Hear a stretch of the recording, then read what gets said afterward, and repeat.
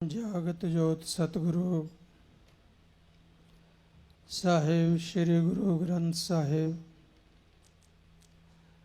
परम पिता बापू दी पवित्र गोद दा आनंद माण रही। गुरु सवारी गुरु प्यारी गुरु खालसा साध संगत जियो। प्यार सत्कार निम्रता सहित फतेह बुलाओ। वाहिगुरु जी का वाहिगुरु जी।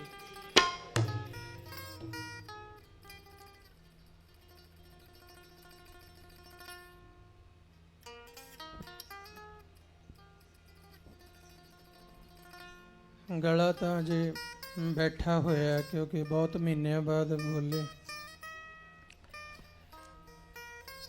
पर अज शब्द की हाजरी तो बिना मन नहीं सी खुश हुंदा। मैं साडी संगत ने खुश नहीं होना जे मैं कीर्तन की हाजरी ना भरी।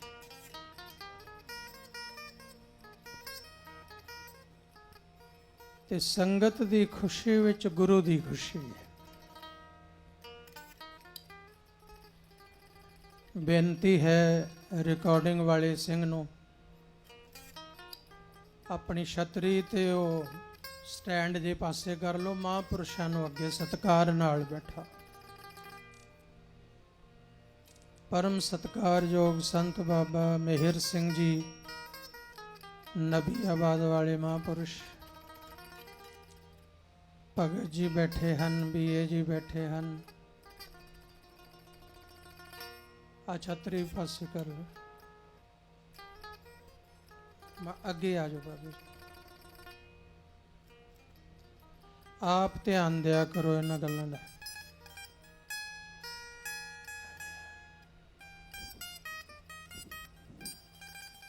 जरूरी गुरसिख संत दा सन्मान है। रिकॉर्डिंग जरूरी नहीं है। जिस सभा विच साधु का सन्मान नहीं, रिकॉर्डिंग करके की करोगे। जिस दरबार विच सिख का सन्मान नहीं, छतरियां लगियां की करनगियां।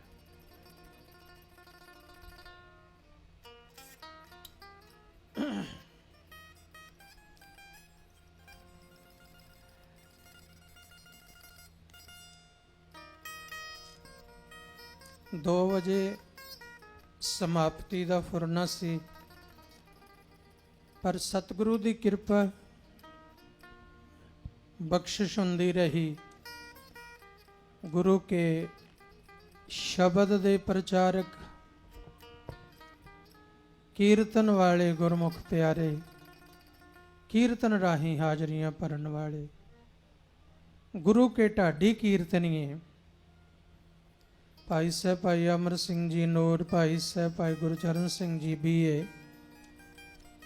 ये गुरमुख प्यारे भी पहुँच गए। होर भी गुरु घर के कीर्तनीय जो पहला हाजरियां भर के गए।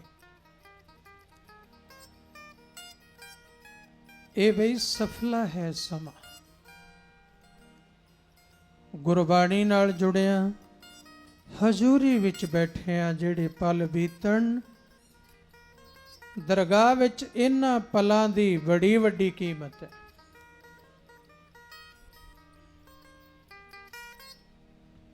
बहुत वड्डी कीमत है। ये कीमत कोई दस नहीं सकता।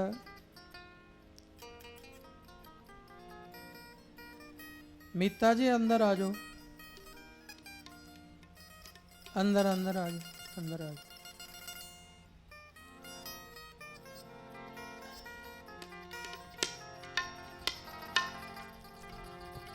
वाहिगुरु वाहिगुरु वाहिगुरु वाहिगुरु वाहिगुरु वाहिगुरु वाहिगुरु वाहिगुरु वाहिगुरु वाहिगुरु वाहिगुरु वाहिगुरु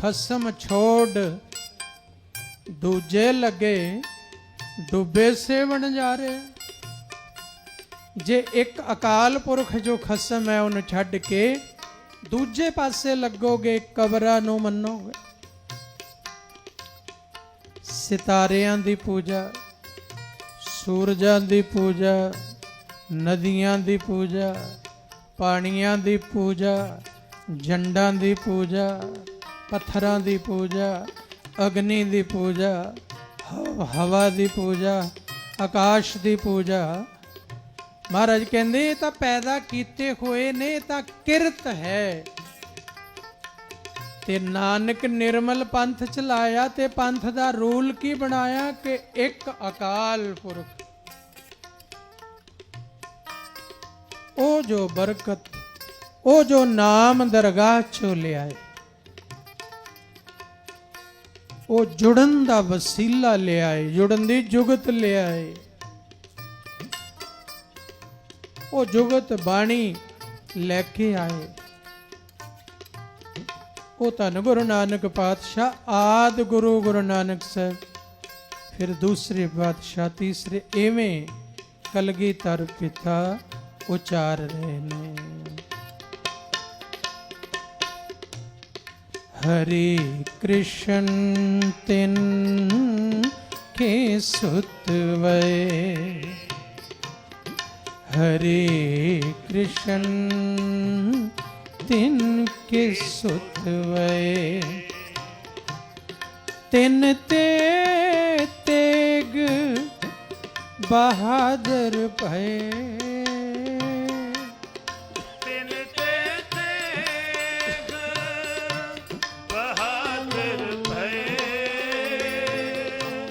तिन ते तेग बहादुर भय,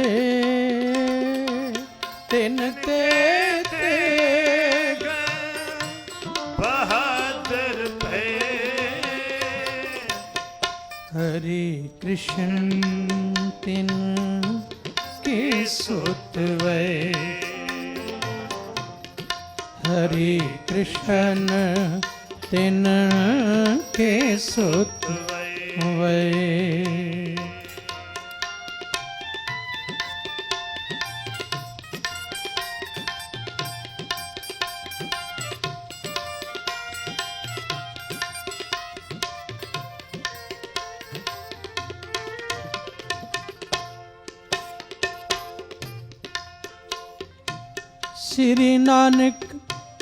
श्री नानक अंगद करमाना, अमरदास अंगद पहचाना।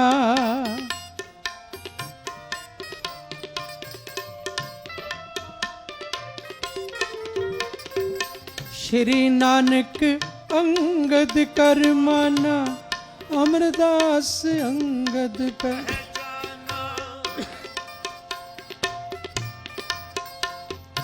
अमरदास रामदास कहाए,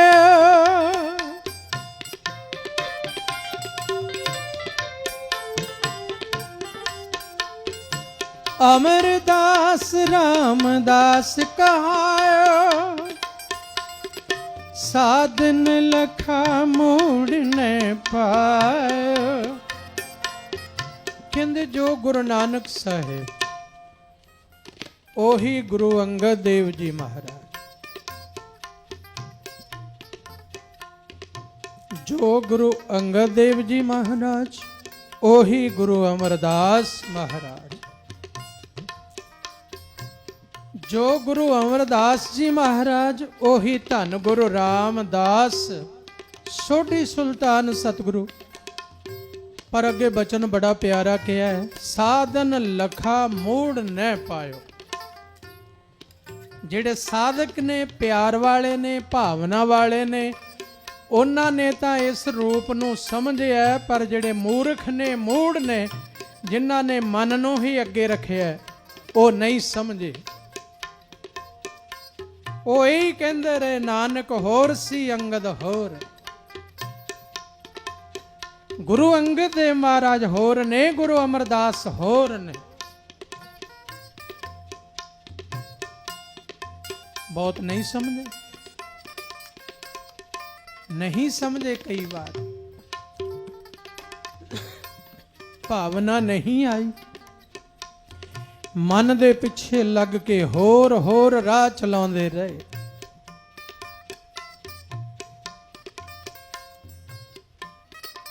साधन लखा मूड़ न पायो। ਇਹ ਧਿਆਨ ਵਿੱਚ ਰੱਖਣੀ ਗੱਲ, ਜੇ ਤੁਸੀਂ ਵੀ ਗੁਰੂਆਂ ਨੂੰ ਇੱਕ ਜੋਤ ਨਹੀਂ ਸਮਝ ਰਹੇ ਤੇ ਸਮਝੋ ਗੁਰੂ ਗੋਬਿੰਦ ਸਿੰਘ ਜੀ ਮਹਾਰਾਜ ਕੀ ਕਹਿ ਰਹੇ ਨੇ। ਮੋੜ ਤੇ ਜੇ ਸਮਝ ਰਹੇ ਹੋ ਰਮਜ਼, ਜੋ ਗੁਰੂ ਨਾਨਕ ਸਾਹਿਬ, ਉਹੀ ਗੁਰੂ ਅੰਗਦ ਦੇਵ ਜੀ, ਉਹੀ ਗੁਰੂ ਅਮਰਦਾਸ ਜੀ, ਉਹੀ ਧੰਨ ਗੁਰੂ ਰਾਮਦਾਸ।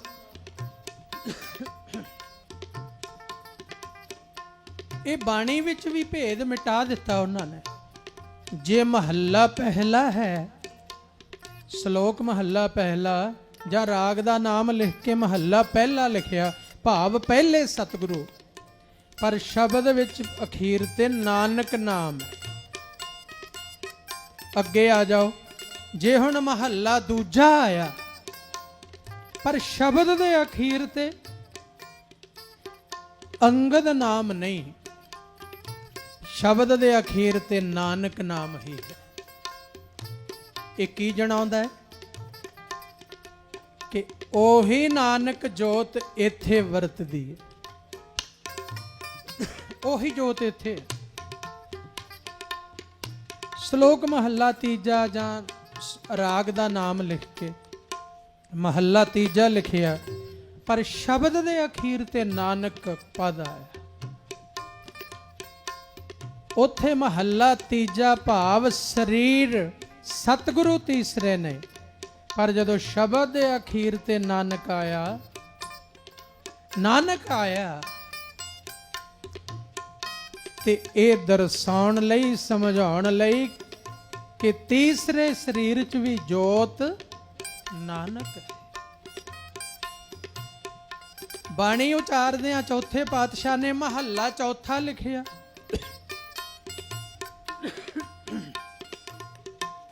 ਪਰ ਸ਼ਬਦ ਦੇ ਅਖੀਰ ਤੇ ਨਾਨਕ। ਤਾਂ ਹੀ ਆਪਾਂ ਆਮ ਬੋਲੀ 'ਚ ਵੀ ਗੁਰਮੁਖ ਪਿਆਰੇ ਸਭਾ ਸਟੇਜ ਤੇ ਗੁਰਮਤਿ ਸਭਾਵਾਂ ਵਿੱਚ ਕਹਿੰਦੇ ਨੇ, ਦੂਜੇ ਗੁਰੂ ਨਾਨਕ, ਤੀਜੇ ਗੁਰੂ ਨਾਨਕ, ਚੌਥੇ ਗੁਰੂ ਨਾਨਕ। ਜੇ ਮਹੱਲਾ ਪੰਜਵਾਂ, ਪੰਜਵਾਂ ਸਰੀਰ ਹੈ, ਪੰਜਵੇਂ ਸਤਿਗੁਰੂ ਨੇ, ਤੇ ਸ਼ਬਦ ਉਚਾਰਨ ਕੀਤਾ ਤੇ ਉੱਥੇ ਮੋਹਰ ਕਿਹਦੀ ਹੈ? ਨਾਨਕ। ਇਤਨੀ ਇਕਮਿਕਤਾ, ਇਤਿਹਾਸ ਨੂੰ ਪੁੱਛਣ ਦੀ ਲੋੜ ਵੀ ਨਹੀਂ ਪੈ ਰਹੀ, ਇੱਥੇ ਗੁਰਬਾਣੀ ਤੋਂ ਪੁੱਛੋ। ਸਾਧਨ ਲਖਾ, ਇਹ ਗੱਲ ਸਾਧਕਾਂ ਨੇ ਤਾਂ ਸਮਝ ਲਈ, ਲਖ ਲਈ, ਜਾਣ ਲਈ, ਪਰ ਮੂੜ ਨਾ ਪਾਇਓ, ਮੂਰਖਾਂ ਨੇ ਨਹੀਂ ਸਮਝੀ। ਉਹ ਦੂਜੇ ਪਾਤਸ਼ਾਹ ਵੇਲੇ ਕਹਿੰਦੇ ਰਹੇ ਨਾਨਕ ਹੋਰ ਸੀ, ਇਹ ਹੋਰ ਹੈ। ਤੀਜੇ ਪਾਤਸ਼ਾਹ ਵੇਲੇ ਕਹਿੰਦੇ ਰਹੇ ਉਹ ਹੋਰ ਸੀ, ਇਹ ਹੋਰ ਹੈ। ਚੌਥੇ ਪਾਤਸ਼ਾਹ ਵੇਲੇ ਕਹਿੰਦੇ ਰਹੇ ਉਹ ਹੋਰ ਸੀ, ਇਹ ਹੋਰ ਹੈ। ਪੰਜਵੇਂ ਪਾਤਸ਼ਾਹ ਵੇਲੇ ਕਹਿੰਦੇ ਰਹੇ ਹੋਰ ਸੀ, ਹੋਰ। ਅਮਰਦਾਸ ਰਾਮਦਾਸ ਕਾ ਗਾਇਓ, ਸਾਧਨ ਲਖਾ ਮੂੜ ਨ ਪਾਇਓ, ਸਾਧਨ ਲਖਾ ਮੂੜ ਨ ਪਾਇਓ। ਹਰੇ ਕ੍ਰਿਸ਼ਨ ਤਿਨ ਕੇ ਸੁਤ ਵੇ, ਹਰੇ ਕ੍ਰਿਸ਼ਨ ਤਿਨ ਕੇ ਸੁਤ ਵੇ, ਤਿਨ ਤੇ ਤੇਗ ਬਹਾਦਰ ਪਏ, ਤਿਨ ਤੇ ਤੇਗ ਬਹਾਦਰ ਪਏ। ਹਰੇ ਕ੍ਰਿਸ਼ਨ ਤਿਨ ਕੇ ਸੁਤ ਵੇ, ਹਰੇ ਕ੍ਰਿਸ਼ਨ ਤਿਨ ਕੇ ਸੁਤ ਵੇ, हरे कृष्ण हरे हरे कृष्ण हरे कृष्ण हरे हरे कृष्ण हरे कृष्ण हरे हरे कृष्ण हरे कृष्ण हरे हरे कृष्ण हरे कृष्ण हरे हरे कृष्ण हरे कृष्ण हरे हरे कृष्ण हरे कृष्ण सारे जो हरे कृष्ण हरे कृष्ण हरे हरे कृष्ण हरे कृष्ण हरे हरे कृष्ण हरे कृष्ण हरे हरे कृष्ण हरे कृष्ण सारे बीबियां अलग जप हरे कृष्ण हरे हरे सिंह जप हरे कृष्ण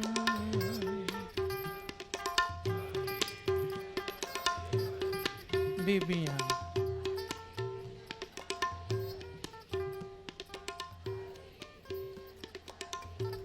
सिंह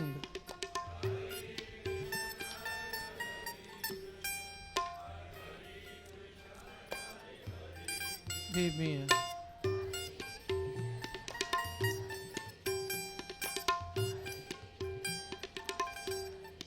सच जाणिਓ ਜਦੋਂ ਅਸੀਂ ਕੀਰਤਨ ਕਰਦੇ ਆ ਪਤਾ ਨਹੀਂ ਤੁਹਾਨੂੰ ਇੰਨਾ ਰਸ ਆਉਂਦਾ ਕਿ ਨਹੀਂ ਜਦੋਂ ਸੰਗਤ ਜੀ ਤੁਸੀਂ ਕੀਰਤਨ ਕਰ ਰਹੇ ਹੋ ਨਾ ਮੈਨੂੰ ਲੱਗਦਾ ਮੇਰਾ ਗੁਰੂ ਨਾਨਕ ਗਾਉਂਦਾ ਹੈ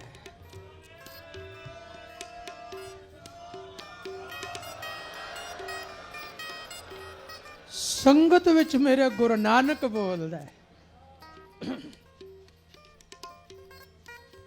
ਇਹ ਦਰਗਾਹੀ ਕੀਰਤਨ ਹਰੀ ਕ੍ਰਿਸ਼ਨ ਹਰੀ ਹਰੀ ਸਿੰਘ ਬੀਬੀਆਂ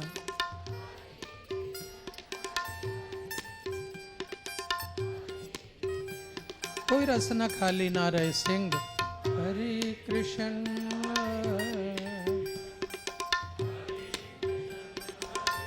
बीबी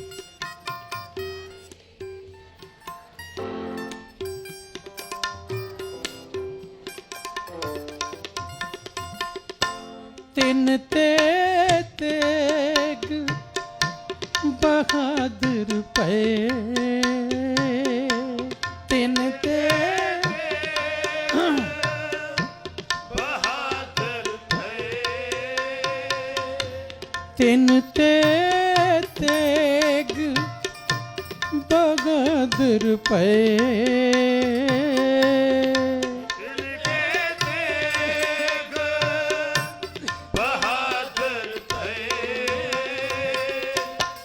हरि कृष्ण तिन के सुत वे हरे कृष्ण तिन के सुत वे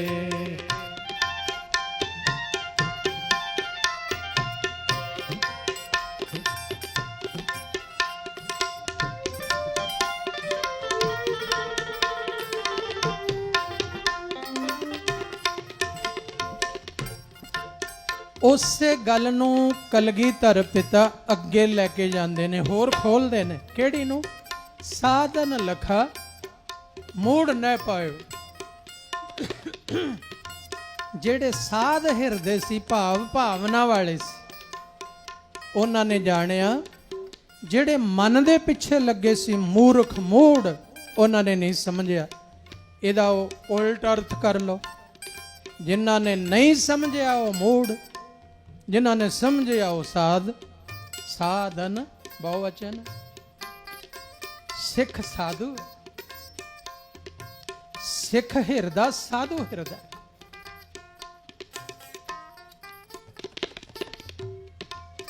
एक सतसंगी बड़े प्यार वाला 10-12 महीने पहला साल पहला क्या करे भोले पाओ ਮੈਨੂੰ ਹੁਣ ਇੱਥੇ ਕਥਾ ਦਾ ਸਮਾਂ ਦਿਓ ਬਾਬਾ ਸਿੰਘਾਂ ਨੂੰ ਕਹੋ ਸਟੇਜ ਤੇ ਮੈਨੂੰ ਤਰਸ ਆਵੇ, ਕਿਉਂਕਿ ਉਹ ਸਾਧਨ ਸੀ, ਸਾਧ ਸੀ। ਪਰ ਇਹ ਕਿਵੇਂ ਉਹਦੇ ਮਨ ਵਿੱਚ ਆਉਣ ਲੱਗ ਪਿਆ ਵੀ ਮੈਂ ਕਥਾ ਕਰਾਂ।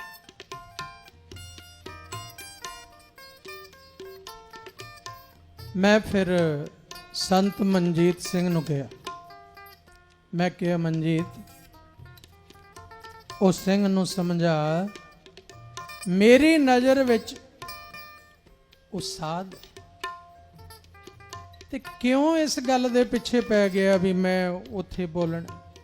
ਅਜੇ ਨਹੀਂ ਬੋਲਣਾ, ਜਦੋਂ ਬੋਲਣਾ ਦੱਸ ਦਿਆਂਗੇ।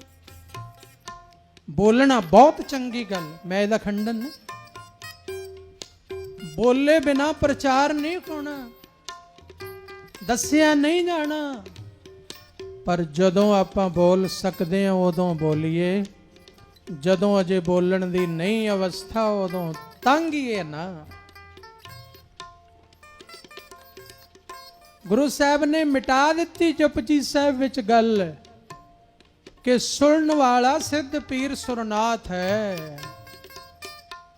ਕਿਉਂ? ਕਹਿਣ ਦੇ ਵਿੱਚ ਹੀ ਤੂੰ ਵਿਸ਼ਵਾਸ ਕਰਨਾ।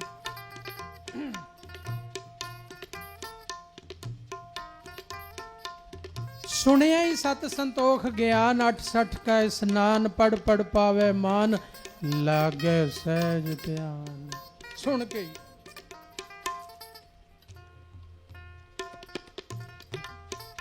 ਸਰਾ ਗੁਣਾ ਕੇ ਗਾ, ਸ਼ੇਖ ਪੀਰ ਪਾਤਸ਼ਾਹ, ਅੰਧੇ ਪਾਵੇ ਰਾਹ, ਹਾਥ ਹੋਵੇ ਸਗਾਹੋ। ਸੁਣ ਕੇ ਹੀ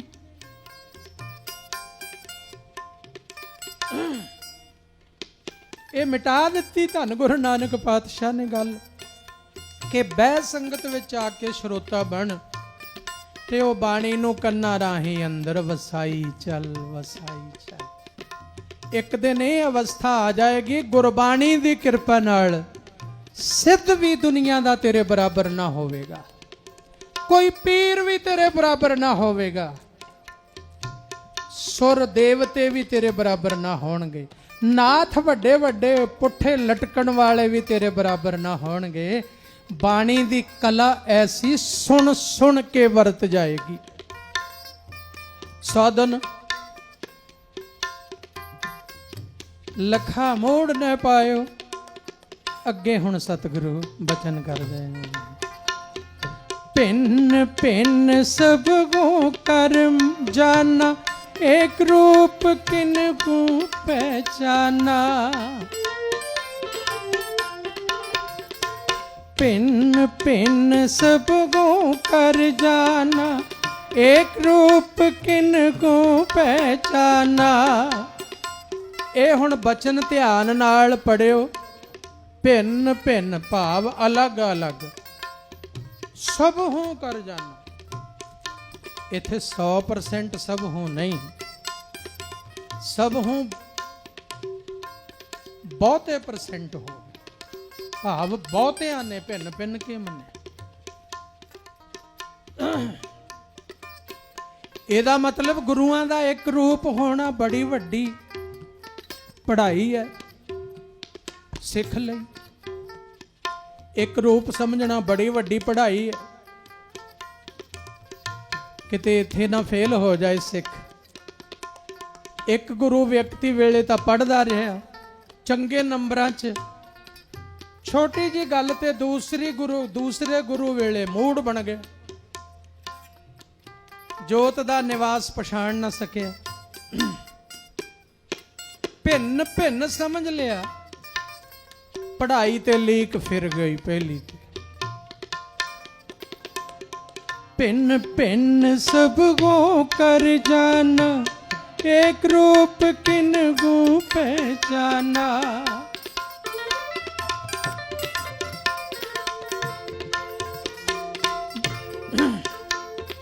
जिन जाना तिन की सिद्ध पाई, बिन समझे सिद्ध हथ नाई। ਕਹਿੰਦੇ ਜਿਨ੍ਹਾਂ ਨੇ ਜਾਣਿਆ ਉਹਨਾਂ ਦੀ ਕਮਾਈ 'ਚ ਹੀ ਸਿੱਧੀ ਪ੍ਰਾਪਤ ਹੋਈ, ਉਹਨਾਂ ਨੂੰ ਸਿੱਖੀ ਸਫਲ ਚੜ੍ਹੀ ਤੇ ਬਿਨ ਸਮਝੇ ਸੰਪੂਰਨਤਾ ਹੱਥ ਵਿੱਚ ਨਾ ਆਏ। ਸੰਪੂਰਨ ਅਵਸਥਾ ਇੱਕ ਰੂਪ ਸਮਝੇ ਬਿਨਾ ਹੱਥ ਨਾ ਆਈ। ਟੌਪਿਕ ਤਾਂ ਉਹ ਨਹੀਂ ਹੈ ਇਸ ਵੇਲੇ, ਪਰ ਮੈਂ ਇਸ਼ਾਰਾ ਕਰ ਦਿਆਂ, ਇੱਥੇ ਕਲਗੀਧਰ ਪਿਤਾ ਜੋ ਸਮਝਾ ਰਹੇ ਨੇ ਤੇ ਅੱਗੋਂ ਕਿਰਪਾ ਵੀ ਕੀਤੀ ਉਹਨਾਂ ਨੇ, ਕਲਗੀਆਂ ਵਾਲੇ ਨੇ। ਇਹ ਤਰਾਸਦੀ ਦੱਸ ਰਹੇ ਨੇ ਪਹਿਲੇ 9 ਗੁਰੂਆਂ ਵੇਲੇ ਦੀ। ਪਹਿਲੇ ਗੁਰੂ ਸਾਹਿਬ ਤੋਂ ਬਾਅਦ ਦੂਸਰੇ ਗੁਰੂ ਸਾਹਿਬ ਵੇਲੇ ਸਿੱਖ ਟੁੱਟੇ, ਝੜੇ, ਭਾਵਨਾ ਨਾ ਬਣੀ, ਅਖੀਰ ਤੱਕ ਪਹੁੰਚ ਗਏ, ਉੱਥੋਂ ਡਿੱਗ ਪਏ। ਦੂਜੇ ਪਾਤਸ਼ਾਹ ਵੇਲੇ ਫਿਰ ਪੜ੍ਹਾਈ ਸ਼ੁਰੂ ਹੋਈ, ਜਿਨ੍ਹਾਂ ਦੀ ਤੀਜਿਆਂ ਵੇਲੇ ਬਹੁਤੇ ਉੱਥੇ ਡਿੱਗ ਪਏ। ਧਿਆਨ ਦੇਣਾ, ਤੀਜਿਆਂ ਵੇਲੇ ਪੜ੍ਹਾਈ ਸ਼ੁਰੂ ਹੋਈ, ਜਦੋਂ ਚੌਥਾ ਰੂਪ ਆਇਆ, ਚੌਥਾ ਸਰੀਰ ਆਇਆ। ਮੇਰੇ ਧੰਨ ਗੁਰੂ ਨਾਨਕ ਪਾਤਸ਼ਾਹ ਜਦੋਂ ਸੋਢੀ ਸੁਲਤਾਨ ਦੇ ਸਰੀਰ ਵਿੱਚ ਵਿਰਾਜਮਾਨ ਹੋਏ, ਪਰ ਸਮਝ ਨਾ ਸਕੇ, ਉਹ ਤੀਸਰੇ ਸਰੀਰ ਨਾਲ ਜੁੜੇ ਸੀ, ਚੌਥੇ ਨੂੰ ਨਾ ਸਮਝ ਸਕੇ। ਜਦੋਂ ਪੰਜਵੇਂ ਚ ਗੁਰੂ ਨਾਨਕ ਦੀ ਜੋਤ ਪੰਜਵੇਂ ਸਰੀਰ ਚ ਆਈ ਤੇ ਚੌਥਿਆਂ ਵਾਲੇ ਨਾ ਸਮਝ ਸਕੇ, ਉਹ ਝੜ ਗਏ। ਐਵੇਂ ਵੀ ਕੱਟ ਲੱਗਦਾ ਰਿਹਾ ਸਿੱਖੀ ਨੂੰ। ਇਹ ਸਿੱਖੀ ਦਾ ਇਤਿਹਾਸ ਹੈ, ਦਾਸ ਜੋ ਥੋੜੇ ਜਿਹੇ ਸੰਖੇਪ ਵਿੱਚ ਕਹਿ ਰਿਹਾ। ਇਹ ਕੱਟ ਲੱਗਦਾ ਰਿਹਾ। ਜੇ ਅੱਜ ਧੰਨ ਗੁਰੂ ਨਾਨਕ ਪਾਤਸ਼ਾਹ ਵੇਲੇ ਜਿੰਨੇ ਸਿੱਖ ਸੀ, ਉਹ ਕਿਤੇ 10ਵੇਂ ਪਾਤਸ਼ਾਹ ਤੱਕ ਪੁਸ਼ਤ ਦਰ ਪੁਸ਼ਤ ਓਨੇ ਹੀ ਰਹਿ ਜਾਂਦੇ, ਗਿਣੇ ਨਾ ਜਾਂਦੇ, ਧਰਤੀ ਝੜਦੇ ਰਹੇ।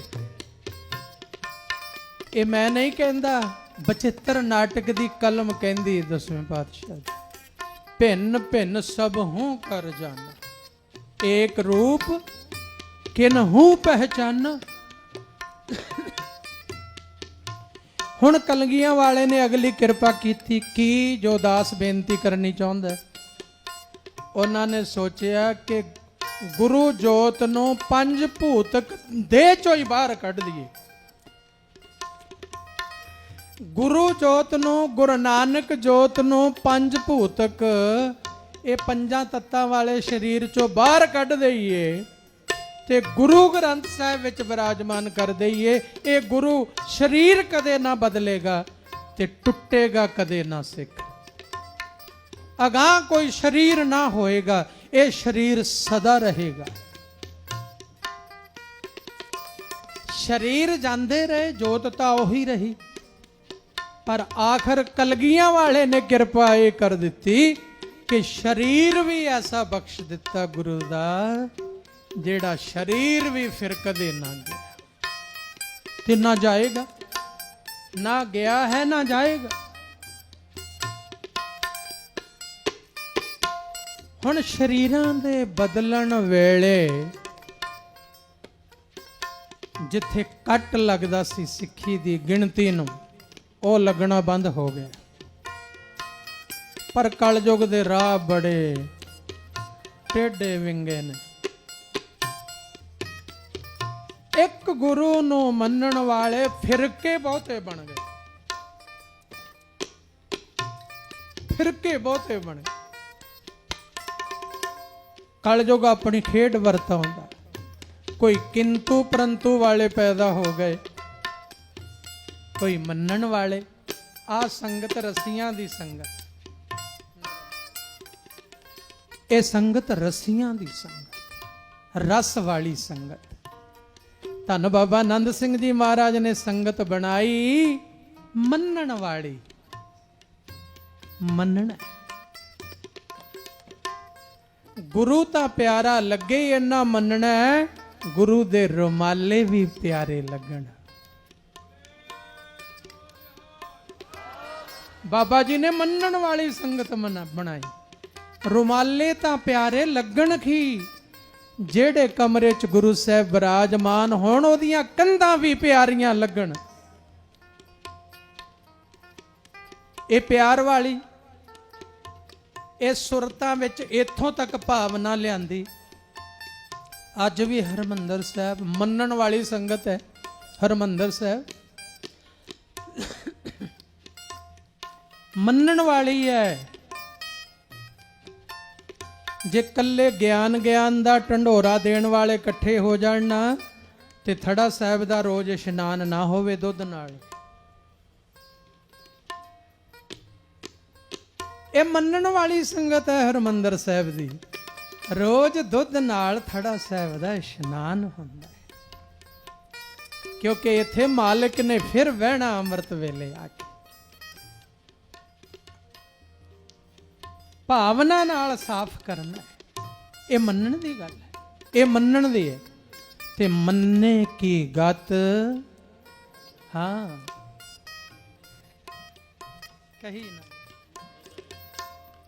ਕਹੀ ਨਹੀਂ ਜਾ ਸਕਦੀ। ਜਿਹੜੇ ਮੰਨ ਕੇ ਸੇਵਾ ਕਰਨ ਵਾਸਤੇ ਤੁਰ ਪਏ, ਉਹਨਾਂ ਦੀ ਗਤੀ ਰੂਹਾਨੀਅਤ ਵਿੱਚ ਆਖੀ ਨਹੀਂ ਜਾਏਗੀ। ਜੇ ਥਾਲੀ ਰੱਖੀ ਹੈ, ਇਹ ਮੰਨਣਾ ਕਿ ਇਹ ਸ਼ੱਕਦਾ ਹੈ, ਸ਼ੱਕਦਾ ਹੈ ਤੇ ਸ਼ੱਕਦਾ ਹੈ। ਮੰਨੋ ਮੰਨੋ, ਇਹ ਐਵੇਂ ਨਹੀਂ ਮੰਨੋ, ਸ਼ੱਕਦਾ ਹੈ। ਭਾਵਨਾ ਵਾਲਿਆਂ ਨੇ ਉਹ ਪ੍ਰਸ਼ਾਦੇ ਘੱਟ ਹੋਏ ਵੇਖੇ ਜਦੋਂ ਥਾਲ ਚੁੱਕਿਆ। 5 ਪ੍ਰਸ਼ਾਦਿਆਂ ਦਾ ਥਾਲ ਲਵਾਇਆ, ਜਦੋਂ ਟਾਵਲ ਉੱਪਰ ਦਿੱਤਾ, ਅਰਦਾਸ ਕਰਕੇ ਹੱਥ ਧੋਆਏ ਤੇ ਪ੍ਰਸ਼ਾਦੇ ਬਾਹਰ ਆ ਕੇ ਵੇਖੇ 4 ਹੀ ਸੀ, ਇੱਕ ਛਕ ਲਿਆ ਹੋਇਆ ਸੀ। ਇਹ ਮੰਨਣ ਦੀ ਗੱਲ। ਮੰਨਣ ਵਾਲੇ ਲਈ ਸਭ ਕੁਝ ਹੈ ਤੇ ਨਾ ਮੰਨਣ ਵਾਲੇ ਵਾਸਤੇ ਕਹਿ ਦਿਓ ਕੁਝ ਵੀ ਨਹੀਂ। ਜਿਹੜੇ ਨਾ ਮੰਨਣ ਦੀਆਂ ਗੱਲਾਂ ਕਰਦੇ, ਇਹਨਾਂ ਵਾਸਤੇ ਕੁਝ ਨਹੀਂ ਗੁਰੂ ਨਾਨਕ ਦੇ ਘਰ ਵਿੱਚ।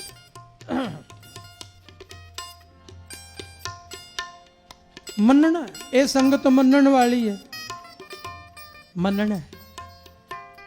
ਮਹਾਰਾਜ ਕਹਿੰਦੇ, ਜਿਨ ਜਾਣਾ ਤਿਨ ਹੀ ਸਿੱਧ ਪਾਈ, ਬਿਨ ਸਮਝੇ ਸਿੱਧ ਹੱਥ ਨਾ ਆਈ।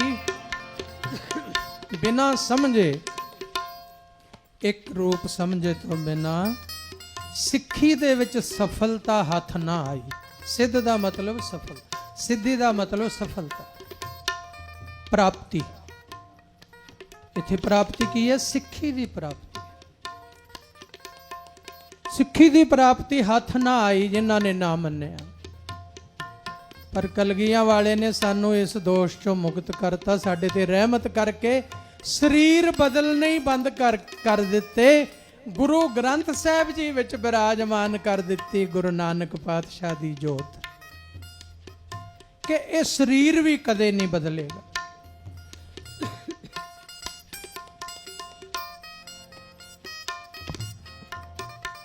ਮੰਨਣ ਵਾਲੇ ਹੀ ਰਹਿਣਾ। ਹੁਣ ਮੈਂ ਫੇਰ ਗੱਲ ਲਿਆ ਰਿਹਾ, ਇੱਥੇ ਫੇਰ ਉਹ ਗਿਆਨੀਆਂ ਦੇ ਮਗਰ ਨਾ ਲੱਗ ਜਿਓ। ਮੰਨਣ ਵਾਲੇ ਰਿਓ। ਜੇ ਗੁਰੂ ਨਾਨਕ ਪਾਤਸ਼ਾਹ ਭਾਈ ਲਾਲੋ ਦੀ ਕੋਧਰੇ ਦੀ ਰੋਟੀ ਖਾਂਦਾ ਤੇ ਅੱਜ 11ਵਾਂ ਗੁਰੂ ਵੀ ਐਵੇਂ, ਜਿਹੜਾ ਗਰੀਬ ਨਿਮਾਣਾ ਭਾਈ ਲਾਲੋ ਵਰਗਾ ਬਣ ਗਿਆ, ਉਹਦਾ ਟੁੱਕਰ ਖਾਂਦਾ ਹੈ। ਅੱਜ ਜੇ ਨਹੀਂ ਖਾਂਦਾ ਤੇ ਫਿਰ 11ਵਾਂ ਗੁਰੂ ਨਾਨਕ ਨਹੀਂ ਖਾਂਦਾ ਹੈ।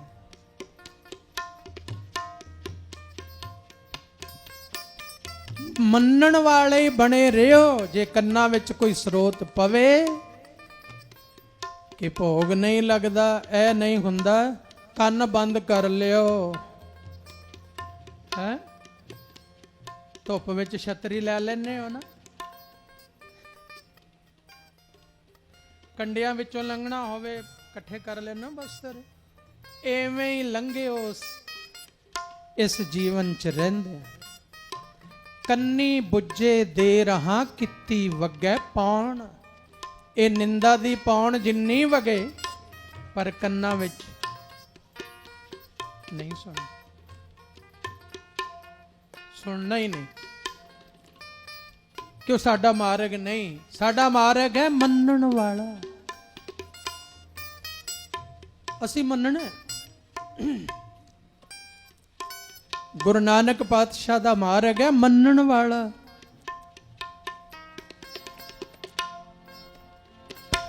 ਜਿਨ ਜਾਨਾ ਤਿਨ ਕੀ ਸਿੱਧ ਪਾਈ, ਬਿਨ ਸਮਝੇ ਸਿੱਧ ਗਤ ਨਾ ਆਈ। ਬਿਨ ਸਮਝੇ ਸਿੱਧ ਹੱਥ ਨਾ ਆਈ। ਹਰੇ ਕ੍ਰਿਸ਼ਨ ਤਿਨ ਕੇ ਸੁਤ ਵੈ, ਹਰੇ ਕ੍ਰਿਸ਼ਨ ਤਿਨ ਕੇ ਸੁਤ ਵੈ।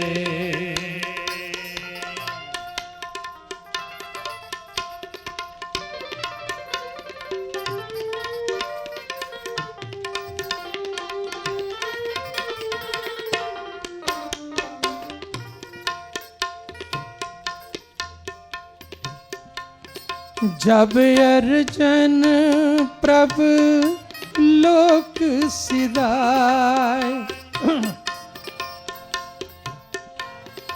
रामदास हर सो मिल गए। गुरता देत अर्जन पए। जदों धन गुरु रामदास पातशाह हरि रूप चा भेद हो गए, पंज भूतक शरीर दी लीला समाप्त कीती। गुरता देत अर्जनह भये। गुरता जोत जो गुरु नानक साहब वाली गुरु अर्जन जी दे विच टिका दी। छतर सिंहासन प्रथमी गुर अर्जन को दे आयो।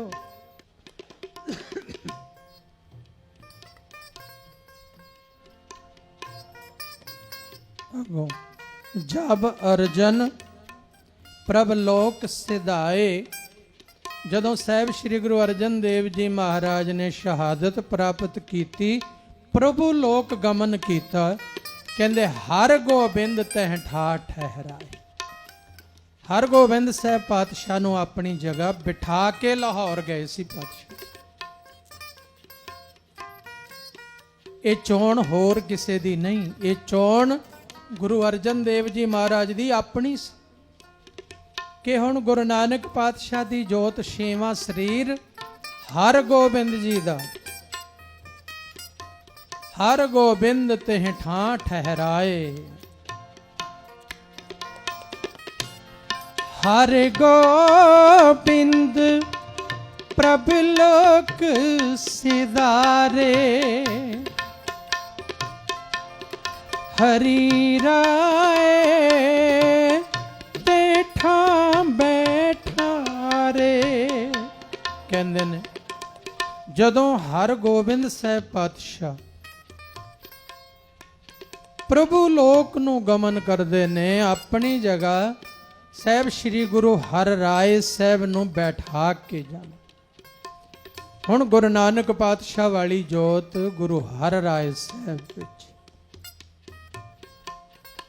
अगों कहना।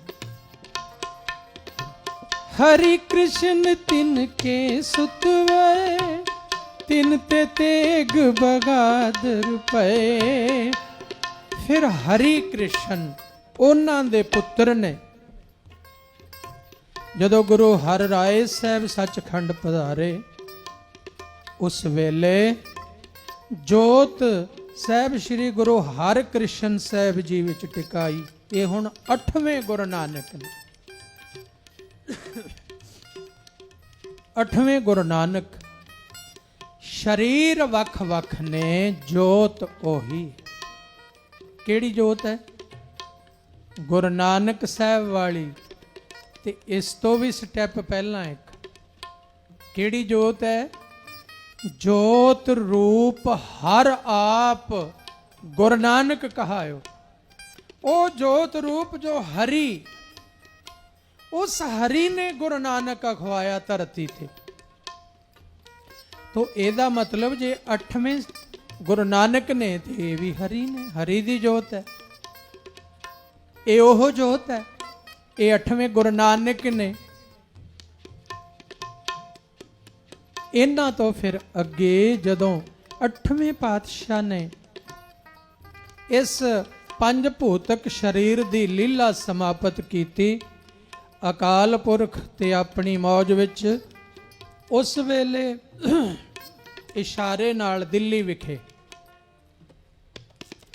ਇਸ਼ਾਰੇ ਨਾਲ ਕਿਹਾ, ਬਾਬਾ ਬੱਸੈ ਜੇ ਗ੍ਰਾਮ ਬਕਾਲੇ, ਬਨ ਗੁਰ ਸੰਗਤ ਸਕਲ ਸੰਭਾਲੇ। 9ਵੇਂ ਪਾਤਸ਼ਾਹ ਦਾ ਇਸ਼ਾਰਾ ਗ੍ਰਾਮ ਬਕਾਲੇ ਵੱਲ, ਬਾਬਾ ਬਕਾਲੇ। ਇਹ 10ਵੇਂ ਪਾਤਸ਼ਾਹ ਆਪਣੀ ਕਲਮ ਨਾਲ ਕਹਿ ਰਹੇ, ਹਰੀ ਕ੍ਰਿਸ਼ਨ ਤਿਨ ਕੇ ਸੁਤਵੈ, ਤਿਨ ਤੇ ਤੇਗ ਬਗਾਦਰ ਪਏ, ਤਿਨ ਤੇ ਤੇਗ ਬਹਾਦਰ ਪਏ। ਹਰੇ ਕ੍ਰਿਸ਼ਨ ਤਿਨ ਕੇ ਸੁਤਵੈ, ਹਰੇ ਕ੍ਰਿਸ਼ਨ ਤਿਨ ਕੇ ਸੁਤਵੈ, ਹਰੇ ਕ੍ਰਿਸ਼ਨ ਹਰੇ ਹਰੇ ਕ੍ਰਿਸ਼ਨ, ਹਰੇ ਕ੍ਰਿਸ਼ਨ ਹਰੇ ਹਰੇ ਕ੍ਰਿਸ਼ਨ, ਹਰੇ ਕ੍ਰਿਸ਼ਨ ਹਰਿ ਹਰਿ ਕ੍ਰਿਸ਼ਨ, ਹਰੇ ਕ੍ਰਿਸ਼ਨ ਹਰਿ ਹਰਿ ਕ੍ਰਿਸ਼ਨ। ਬੀਬੀਆਂ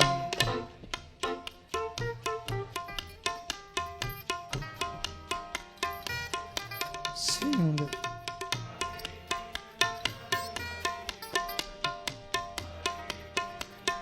ਬੀਬੀ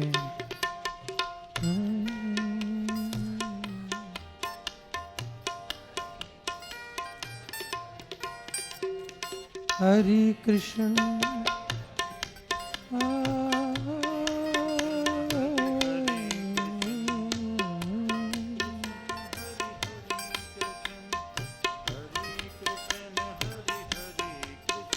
ਹੁਣ ਇਹ 8ਵੇਂ ਗੁਰੂ ਨਾਨਕ ਜਦੋਂ ਦਿੱਲੀ ਨੂੰ ਜਾ ਰਹੇ ਨੇ,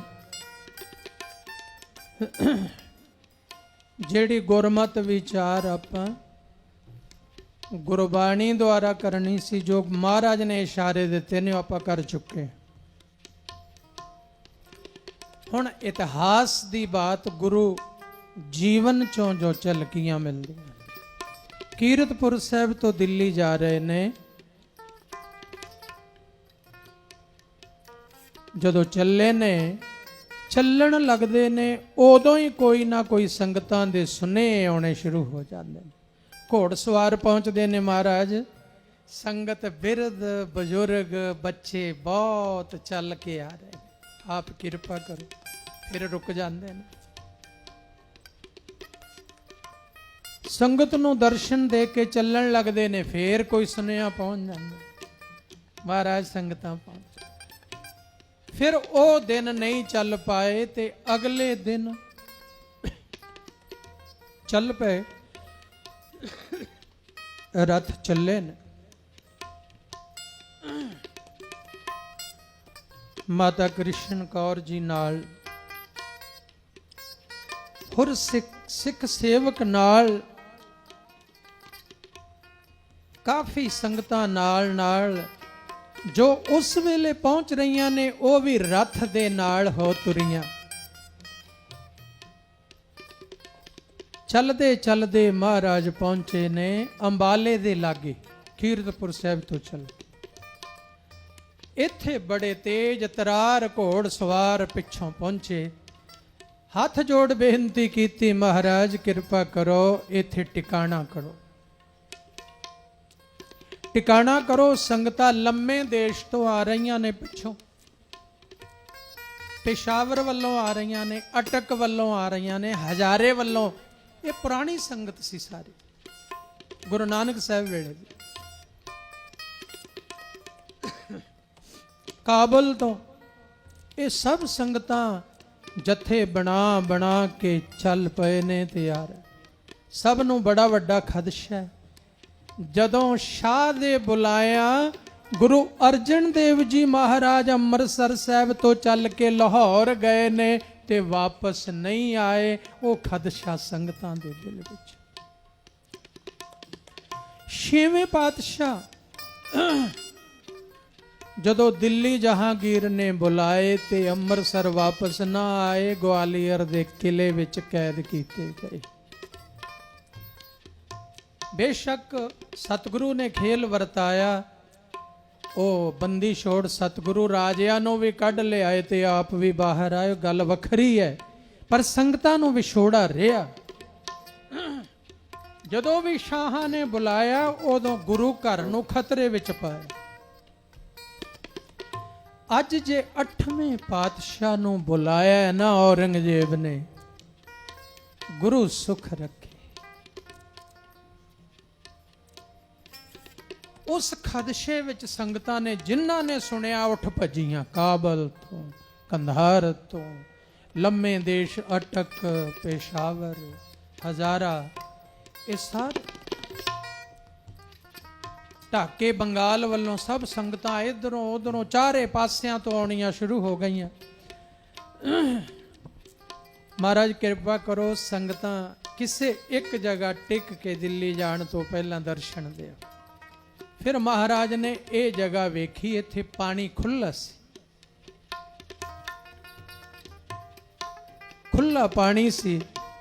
ਕਈ ਛੰਭ ਸਨ ਇੱਥੇ। ਕਈ ਵਿਦਵਾਨਾਂ ਦਾ ਵਿਚਾਰ ਹੈ ਕਿ 5 ਵੱਡੇ ਵੱਡੇ ਛੱਪੜ ਛੰਭ ਸਨ, ਜਿਹੜੇ ਚਰਨ ਪੈਣ ਤੇ 5 ਸਰੋਵਰ ਹੀ ਬਣ ਗਏ। 5 ਵੱਡੇ ਵੱਡੇ ਛੱਪੜ ਸਨ, ਛੰਭ ਸਨ, ਪੋਖਰ ਸਨ। ਕਈ ਐਵੇਂ ਵੀ ਇਹਦਾ ਅਰਥ ਲੈਂਦੇ ਨੇ ਵੀ 5 ਔਖਰਾ, 5 ਛੰਭਾਂ ਵਾਲੀ ਇਹ ਪਿੰਡ।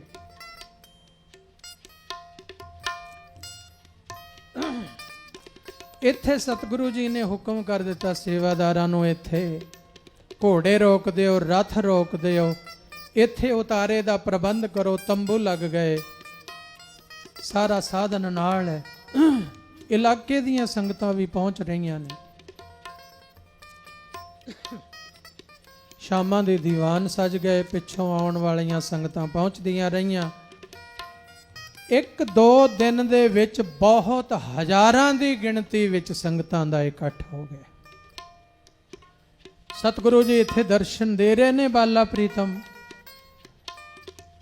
ਤੇ ਇੰਨੇ ਸਮੇਂ ਨੂੰ ਇੱਕ ਲਾਲ ਚੰਦ ਪੰਡਤ, ਜੋ ਹੰਕਾਰੀ ਹੈ, ਵਿਦਿਆ ਦਾ ਹੰਕਾਰ ਹੈ, ਇਧਰੋਂ ਲੰਘਦਾ ਹੈ ਤੇ ਉਹ ਲੋਕਾਂ ਨੂੰ ਪੁੱਛਦਾ, ਇਹ ਇੰਨੀ ਭੀੜ ਕਿਉਂ? ਇਤਨੀ ਭੀੜ ਕਿਉਂ ਹੈ? 5 ਪਿਆਰੇ ਆ ਰਹੇ ਨੇ ਸ਼ਾਇਦ।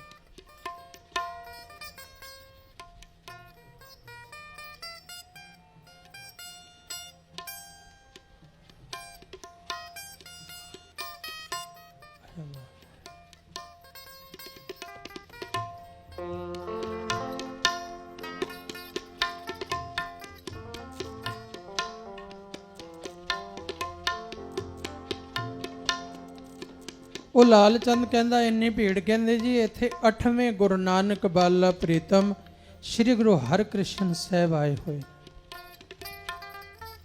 ਉਹ ਮਜ਼ਾਕ ਨਾਲ ਕਹਿਣ ਲੱਗਿਆ, ਕ੍ਰਿਸ਼ਨ ਤਾਂ ਦੁਆਪਰ 'ਚ ਹੀ ਹੋਇਆ, ਇਹ ਪਖੰਡ ਕਿਹਨੇ ਚਲਾ ਲਿਆ ਨਵਾਂ ਨਾਮ ਰੱਖ ਕੇ? ਉਹ ਕਿਉਂਕਿ ਗਿਆਨੀਆਂ ਦਾ ਐਵੇਂ ਦਾ ਹੀ ਦਿਮਾਗ ਹੁੰਦਾ ਹੈ। ਹੁਣ ਵੀ ਇਤਿਹਾਸ ਨੂੰ ਗਿਆਨੀ ਲੋਕ ਵੇਖ ਰਹੇ ਨੇ ਤੇ ਅੱਗੇ ਬਿਆਨ ਕਰ ਰਹੇ ਨੇ।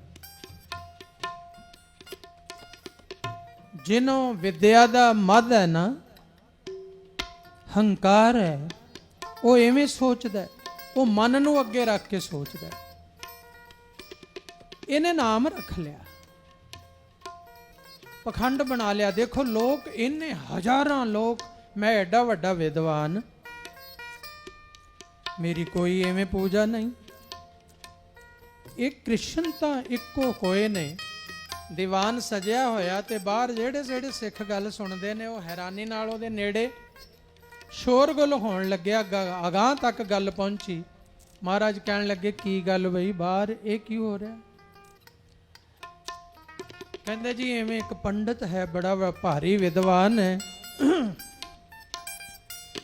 ਬਹੁਤ ਵਿਦਵਾਨਾਂ ਦੇ ਇਹਨੇ ਬਹਿਸ ਕਰਕੇ ਗ੍ਰੰਥ ਖੋਹ ਲਏ ਨੇ ਆਪਣੇ ਕੋਲ। ਊਂਠ ਤੇ ਗ੍ਰੰਥ ਲੱਦੇ ਹੋਏ ਨੇ, ਇਹਨੇ ਨਾਲ ਲਈ ਫਿਰਦਾ, ਬੜਾ ਵੱਡਾ ਵਿਦਵਾਨ ਹੈ।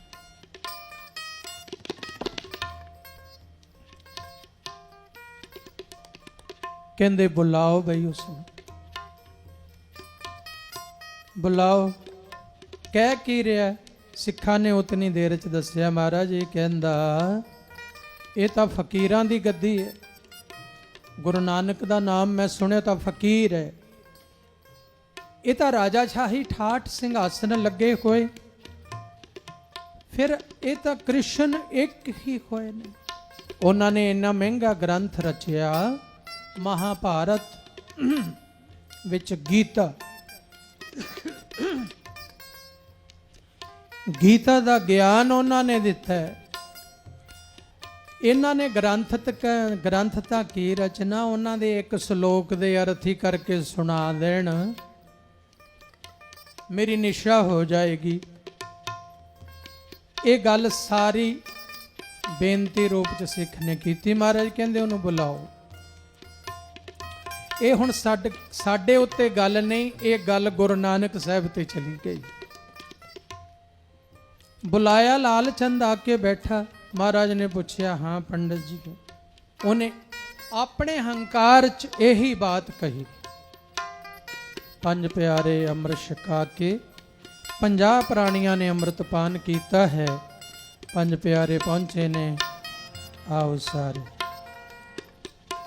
ਖਾਲਸਾ ਅਕਾਲ ਪੁਰਖ ਕੀ ਫੌਜ, ਖਾਲਸਾ ਅਕਾਲ ਪੁਰਖ ਕੀ ਫੌਜ, ਖਾਲਸਾ ਅਕਾਲ ਪੁਰਖ ਕੀ ਫੌਜ, ਖਾਲਸਾ ਅਕਾਲ ਪੁਰਖ ਕੀ ਫੌਜ, ਖਾਲਸਾ ਅਕਾਲ ਪੁਰਖ ਕੀ ਫੌਜ, ਖਾਲਸਾ ਅਕਾਲ ਪੁਰਖ ਕੀ ਫੌਜ, ਖਾਲਸਾ ਅਕਾਲ ਪੁਰਖ ਕੀ ਫੌਜ, ਖਾਲਸਾ ਅਕਾਲ ਪੁਰਖ ਕੀ ਫੌਜ। ਪ੍ਰਗਟਿਓ ਖਾਲਸਾ ਪ੍ਰਮਾਤਮ ਕੀ ਮੌਜ, ਗੁੱਡਿਓ ਖਾਲਸਾ ਪਰਮਾਤਮ ਕੀ ਮੌਜ, ਖਾਲਸਾ ਅਕਾਲ ਪੁਰਖ ਕੀ ਫੌਜ, ਖਾਲਸਾ ਅਕਾਲ ਪੁਰਖ ਕੀ ਫੌਜ, ਖਾਲਸਾ ਅਕਾਲ ਪੁਰਖ ਕੀ ਫੌਜ, ਖਾਲਸਾ ਅਕਾਲ ਪੁਰਖ ਕੀ ਫੌਜ।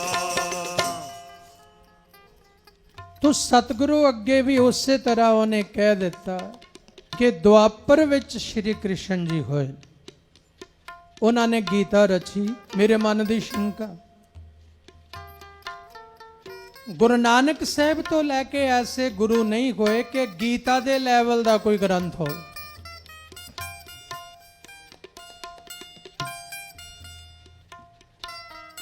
ਤੁਸੀਂ ਭਗਵਾਨ ਕ੍ਰਿਸ਼ਨ ਦੇ ਉਸ ਗੀਤਾ ਉਚਾਰੀ ਚੋਂ ਇੱਕ ਸ਼ਲੋਕ ਦੇ ਅਰਥ ਕਰ ਰਹੇ ਹੋ ਤੇ ਮੈਂ ਮੰਨ ਜਾਵਾਂ, ਉਹ ਤਾਂ ਇਕੱਲੇ ਕ੍ਰਿਸ਼ਨ ਨੇ। ਤੁਸੀਂ ਹਰੀ, ਤੁਸੀਂ ਸ਼੍ਰੀ, ਤੁਸੀਂ ਗੁਰੂ, ਤੁਸੀਂ ਹਰੀ ਕ੍ਰਿਸ਼ਨ ਸਾਹਿਬ, ਉਸ ਤੋਂ ਵੀ ਵੱਧ ਕਰ ਲਿਆ ਕੰਮ। ਮਹਾਰਾਜ ਕਹਿੰਦੇ ਇਹ ਤਾਂ ਮਾਤਾ ਪਿਤਾ ਦੀ ਮੌਜ ਹੁੰਦੀ ਹੈ, ਨਾਮ ਸਾਡੇ ਸਤਿਗੁਰੂ ਜੀ ਨੇ ਕਿਰਪਾ ਕੀਤੀ ਹੈ, ਇਹ ਕੋਈ ਪਖੰਡ ਨਹੀਂ ਹੈ।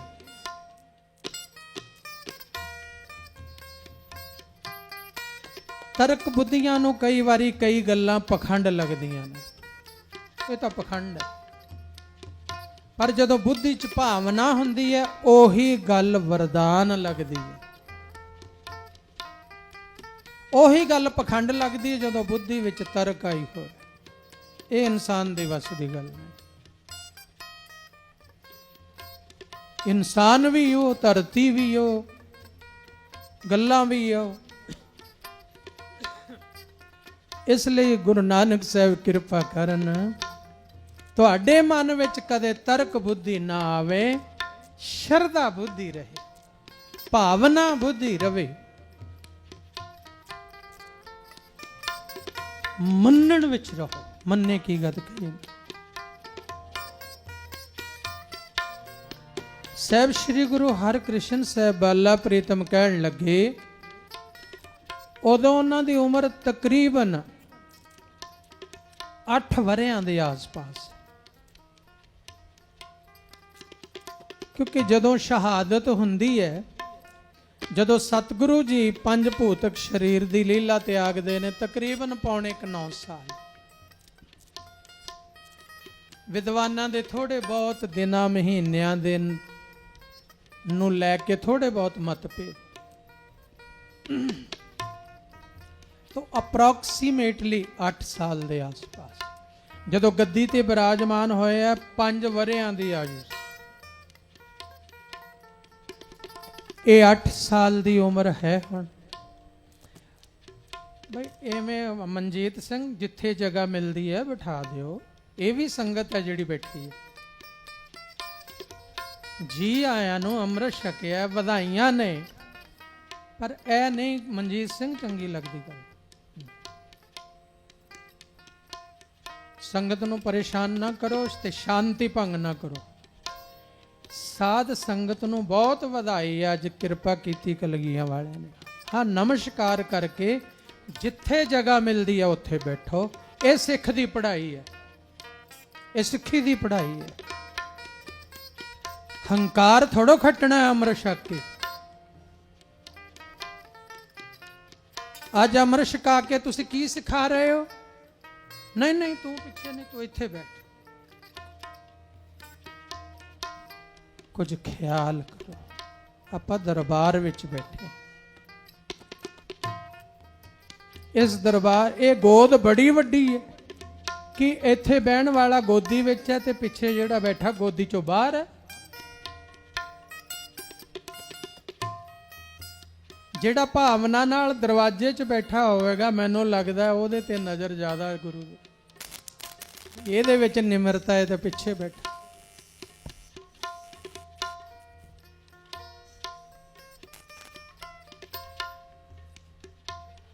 ਅਹੰਕਾਰ ਤੋਂ ਹੀ ਤਾਂ ਬਚਣਾ। ਤੇ ਜੇ ਅੱਜ ਦੇ ਦਿਨ ਹੀ ਅਹੰਕਾਰ ਹੁੰਦਾ ਰਿਹਾ, ਕਈ ਮੈਂ 5 ਪਿਆਰੇ ਵੀ ਗੁਰੂ ਦੀ ਦੇਖੋ ਹਜ਼ੂਰੀ 'ਚ 5 ਪਿਆਰੇ ਸੁਸ਼ੋਭਤ ਨੇ। ਇਹ ਮੇਰੇ ਸਿਰ ਦਾ ਤਾਜ ਨੇ, ਮੇਰਾ ਸਿਰ ਇਹਨਾਂ ਦੇ ਚਰਨਾਂ 'ਚ। ਪਰ ਕਈ ਵਾਰੀ ਅਸੀਂ ਵੇਖਿਆ 5 ਪਿਆਰੇ ਜਦੋਂ ਵਰਦੀਆਂ ਪਾ ਲੈਂਦੇ, ਬੰਦੇ ਨੂੰ ਬੰਦਾ ਹੀ ਨਹੀਂ ਸਮਝਦੇ। ਕਿ ਕਿੱਧਰ ਗਈ ਨਿਮਰਤਾ ਤੁਹਾਡੀ?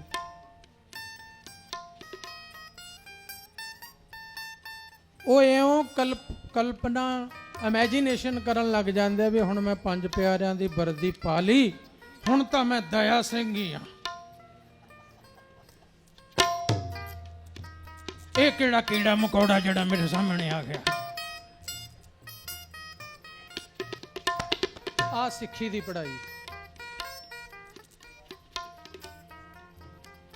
ਚਲ ਭਾਈ ਦਇਆ ਸਿੰਘ ਜੀ ਤੱਕ ਵੀ ਗੱਲ ਰਹਿ ਜਾਂਦੀ ਠੀਕ ਸੀ। ਕਈ ਤਾਂ ਇਹ ਸੋਚਦੇ ਵੀ ਸ਼ਾਇਦ ਪਹਿਰਾ ਗੁਰੂ ਗੋਬਿੰਦ ਸਿੰਘ ਜੀ ਦਾ ਆ ਗਿਆ ਮੇਰੇ 'ਚ।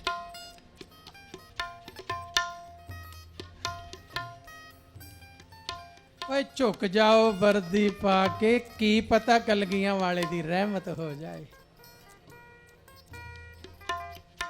ਝੁਕ ਜਾਓ, ਕੀ ਪਤਾ ਤੇਰੇ ਤੇ ਰਹਿਮਤ ਹੋ ਜਾਏ ਵਰਦੀ ਪਾ ਕੇ। ਇੰਨੀ ਨਿਮਰਤਾ।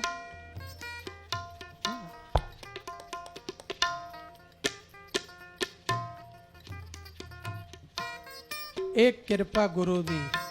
ਇਹ ਬੈਠੇ ਨੇ, ਬਖਸ਼ੇ ਹੋਏ ਨੇ। ਇਹਨਾਂ ਨੂੰ ਬਾਬਾ ਜੀ ਦੀ ਸੁਮਤ ਹੈ, ਨਿਮਰਤਾ ਵਾਲੇ ਨੇ। ਕਿਤੇ ਕਿਤੇ ਪਹਿਰਾ ਆ ਜਾਂਦਾ ਹੋਣਾ, ਵੱਖਰੀ ਗੱਲ ਹੈ, ਪਰ ਇਹ ਬਖਸ਼ਿਸ਼ ਹੈ। ਚਲੋ ਜੇ ਆਉਂਦਾ ਵੀ ਹੋਏ ਅੱਜ ਤੋਂ ਬਾਅਦ ਰਹਿ ਹਟ ਜਾਊਗਾ।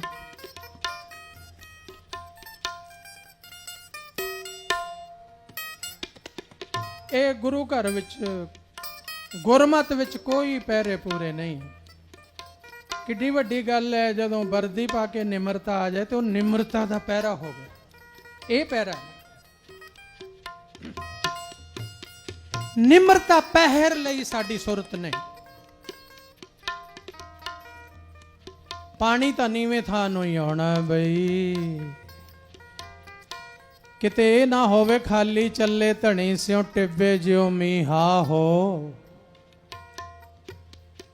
ਟਿੱਬੇ ਵਰਗਾ ਹੋ ਗਿਆ ਮਨ ਤੇ ਕਿਤੇ ਮੀਂਹ ਦੀਆਂ ਕਣੀਆਂ ਉੱਤੇ ਹੀ ਨਾ ਟਿਕਣ, ਥੱਲੇ ਨੂੰ ਵਹਿ ਜਾਣ।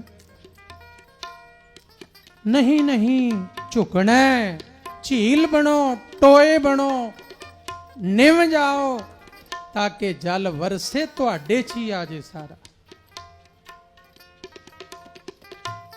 ਉਹ ਅਹੰਕਾਰੀ ਪੰਡਤ ਐਵੇਂ ਲੱਗ ਪਿਆ ਕਹਿਣ। ਗੁਰੂ ਜੀ ਬਾਲਾ ਪ੍ਰੀਤਮ ਕਹਿਣ ਲੱਗੇ, ਹਾਂ ਭਾਈ, ਜੇ ਹੁਣ ਅਸੀਂ ਤੈਨੂੰ ਸੁਣਾਏ ਨਾ ਅਰਥ, ਕਿਉਂਕਿ ਤੇਰੀ ਤਰਕ ਬੁੱਧੀ ਹੈ, ਤਰਕ ਕਿਹੜਾ ਸਮਾਪਤ ਹੋਣੇ ਆ, ਅਸੀਂ ਸੁਣਾ ਦੇਾਂਗੇ, ਤੂੰ ਕਵੇਂਗਾ ਇਹ ਵੀ ਕੋਈ ਗੱਲ ਹੈ। ਰਾਜੇ ਮਹਾਰਾਜਿਆਂ ਵਾਂਗੂ ਪਰਵਿਸ਼ ਹੋਈ ਹੈ। ਤੁਹਾਡੇ ਪਿਤਾ ਗੁਰੂ ਜੀ ਨੇ ਛੋਟੇ ਹੁੰਦੇ ਵੱਡੇ ਵੱਡੇ ਵਿਦਵਾਨ ਟਿਊਟਰ ਰੱਖ ਦਿੱਤੇ ਹੋਣੇ, ਟਿਊਸ਼ਨ ਪੜਾਉਣ ਵਾਲੇ, ਸੁਭਾਵਿਕ ਗੱਲ ਹੈ। ਤੇਰੀ ਤਰਕ ਚੋਂ ਤਰਕ ਨਿਕਲਦੀ ਆਉਣੀ ਹੈ। ਤੇ ਉਹ ਕਹਿੰਦਾ ਫਿਰ ਕੀ ਹੋਵੇ? ਕਹਿੰਦੇ ਜਾ ਪਿੰਡ ਚੋਂ ਆਪਣੀ ਮਰਜ਼ੀ ਦਾ ਬੰਦਾ ਲੈ ਆ, ਉਹਦੇ ਤੋਂ ਅਰਥ ਕਰਾ ਦਿਆਂਗੇ। ਆਪਣੀ ਮਰਜ਼ੀ ਦਾ ਬੰਦਾ ਲੈ। ਉਹਨੂੰ ਖੁਸ਼ੀਆਂ ਚੜ ਗਈਆਂ ਕਿ ਆਪਣੀ ਮਰਜ਼ੀ ਤਾਂ ਮੈਂ ਜਿਹੋ ਜਿਹਾ ਮਰਜ਼ੀ ਲੈ ਆਵਾਂ। ਇਹ ਆਪੇ ਹੀ ਫਸ ਗਏ ਆਪਣੀ ਗੱਲ ਵਿੱਚ। ਜਿਹੋ ਜਿਹਾ ਮਰਜ਼ੀ ਲਿਆਵਾਂ। ਚਲਿਆ ਗਿਆ ਪਿੰਡ ਵਿੱਚ। ਤਮਾਸ਼ਬੀਨ ਹਰ ਜਗ੍ਹਾ ਹੀ ਹੁੰਦੇ ਨੇ। ਤਮਾਸ਼ਬੀਨ ਵੀ ਨਾਲ ਹੋ ਗਏ। ਕਹਿੰਦਾ ਗੁਰੂ ਨੇ ਕਿਹਾ ਆਪਣੀ ਮਰਜ਼ੀ ਦਾ ਬੰਦਾ ਲਿਆ। ਬਈ ਇਹੋ ਜਿਹਾ ਕੋਈ ਬੰਦਾ ਜਿਹੜਾ ਅਨਪੜ੍ਹ ਹੋਵੇ, ਕਿਤਾਬ ਵੇਖੀ ਨਾ ਹੋਵੇ, ਅਕਲ ਕੰਮ ਨਾ ਕਰਦੀ ਹੋਵੇ। ਉਹ ਕਹਿੰਦੇ ਜੇ ਏਡਾ ਹੀ ਵੱਡਾ ਤਮਾਸ਼ਾ ਵੇਖਣਾ ਹੈ, ਇੱਥੇ ਐਸ ਮੇਲੇ ਵਿੱਚ ਇੱਕ ਬੰਦਾ ਹੈਗਾ ਛੱਜੂ ਨਾਮ ਦਾ।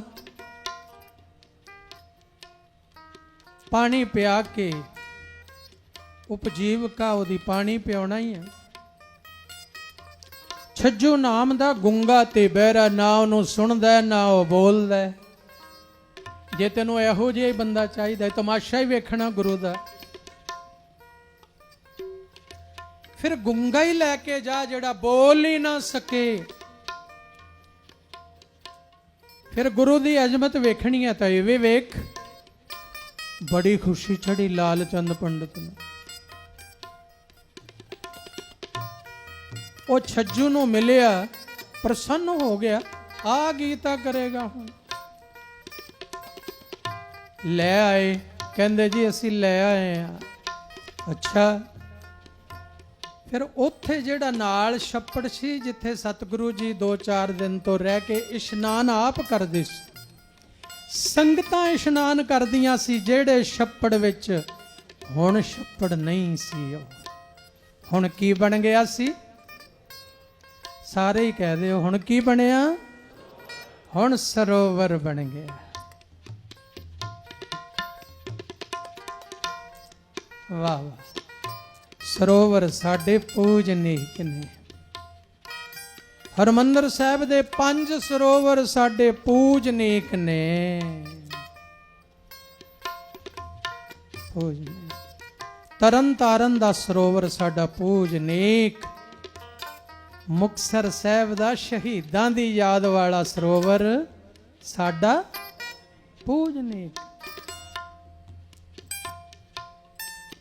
9ਵੇਂ ਪਾਤਸ਼ਾਹ ਦੀ ਬਖਸ਼ਿਸ਼ ਗੁਰਦੁਆਰਾ ਦੂਖ ਨਿਵਾਰਨ ਸਾਹਿਬ ਪਟਿਆਲਾ, ਉੱਥੋਂ ਦਾ ਸਰੋਵਰ ਸਾਡਾ। ਹਾਂ, ਜਿੱਥੇ ਜਿੱਥੇ ਮਹਾਂਪੁਰਸ਼ਾਂ ਨੇ ਵੀ ਚਰਨ ਪਾਏ ਉੱਥੇ ਸਰੋਵਰ ਬਣੇ, ਉਹ ਵੀ ਸਾਡੇ। ਅਸੀਂ ਮੰਨਣਾ, ਮੰਨਣ ਵਿੱਚ ਬਹੁਤ ਕੁਝ ਮਿਲਦਾ। ਅਸੀਂ ਮੰਨਣਾ। ਇਹ ਛੱਪੜ ਨਹੀਂ, ਹੁਣ ਕੀ ਬਣ ਗਿਆ? ਸਰੋਵਰ ਬਣ ਚੁੱਕਾ ਹੈ। ਸਤਿਗੁਰਾਂ ਦੀ ਚਰਨ ਰਜ ਪ੍ਰਾਪਤ ਹੋ ਗਈ, ਉਹ ਸਰੋਵਰ ਬਣੇ। ਮਹਾਰਾਜ ਕਹਿੰਦੇ ਸੇਵਕਾਂ ਨੂੰ ਕਿ ਜਾਓ ਉਸ ਬੰਦੇ ਨੂੰ ਜਿਹੜਾ ਲਾਲ ਚੰਦ ਜੀ ਲੈ ਕੇ ਆਏ ਨੇ, ਉਹਨੂੰ ਸਰੋਵਰ 'ਚ ਇਸ਼ਨਾਨ ਕਰਾ ਕੇ ਲਿਆਓ। ਤੇ ਨਵੇਂ ਵਸਤਰ ਪਹਿਨਾ ਕੇ ਲਿਆਓ। ਸਰੋਵਰ ਵਿੱਚ ਵੀ ਇਸ਼ਨਾਨ ਕਰਵਾਇਆ ਚੰਗੀ ਤਰ੍ਹਾਂ, ਫਿਰ ਸੁੱਚੇ ਵਸਤਰ ਪਵਾਏ ਨਵੇਂ। ਉਸ ਗਰੀਬ ਨੂੰ ਤਾਂ ਜ਼ਿੰਦਗੀ 'ਚ ਨਹੀਂ ਮਿਲੇ ਹੋਣੇ। ਇਹ ਗਰੀਬ ਨਿਵਾਜ ਜਿਉਂ ਆ ਗਿਆ ਅੱਜ ਬਈ।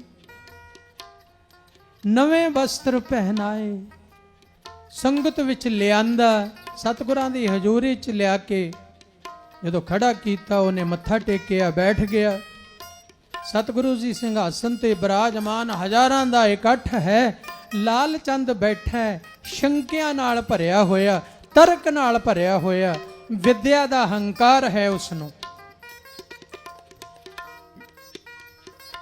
ਪਿੰਡ ਦੇ ਤਮਾਸ਼ਬੀਨ, ਇਲਾਕੇ ਦੇ ਤਮਾਸ਼ਬੀਨ ਲੋਕ ਵੀ ਨਾਲ, ਨਿੰਦਕ ਲੋਕ ਵੀ ਨਾਲ ਕੇ ਵੇਖਾਂਗੇ।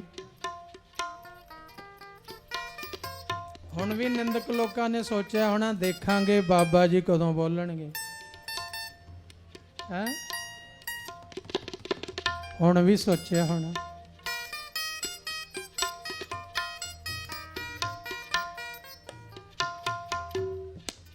ਪਰ ਮੇਰਾ ਗੁਰੂ ਡਾਢਾ ਹੈ, ਸਾਡਾ ਗੁਰੂ ਡਾਢਾ ਹੈ। ਗੁਰੂ ਗ੍ਰੰਥ ਸਾਹਿਬ ਡਾਢੇ ਨੇ, ਧੰਨ ਗੁਰੂ ਨਾਨਕ ਡਾਢੇ ਨੇ, ਧੰਨ ਸਾਹਿਬ ਸ੍ਰੀ ਗੁਰੂ ਹਰਿਕ੍ਰਿਸ਼ਨ ਸਾਹਿਬ ਡਾਢੇ ਨੇ, ਸਮਰੱਥ ਨੇ।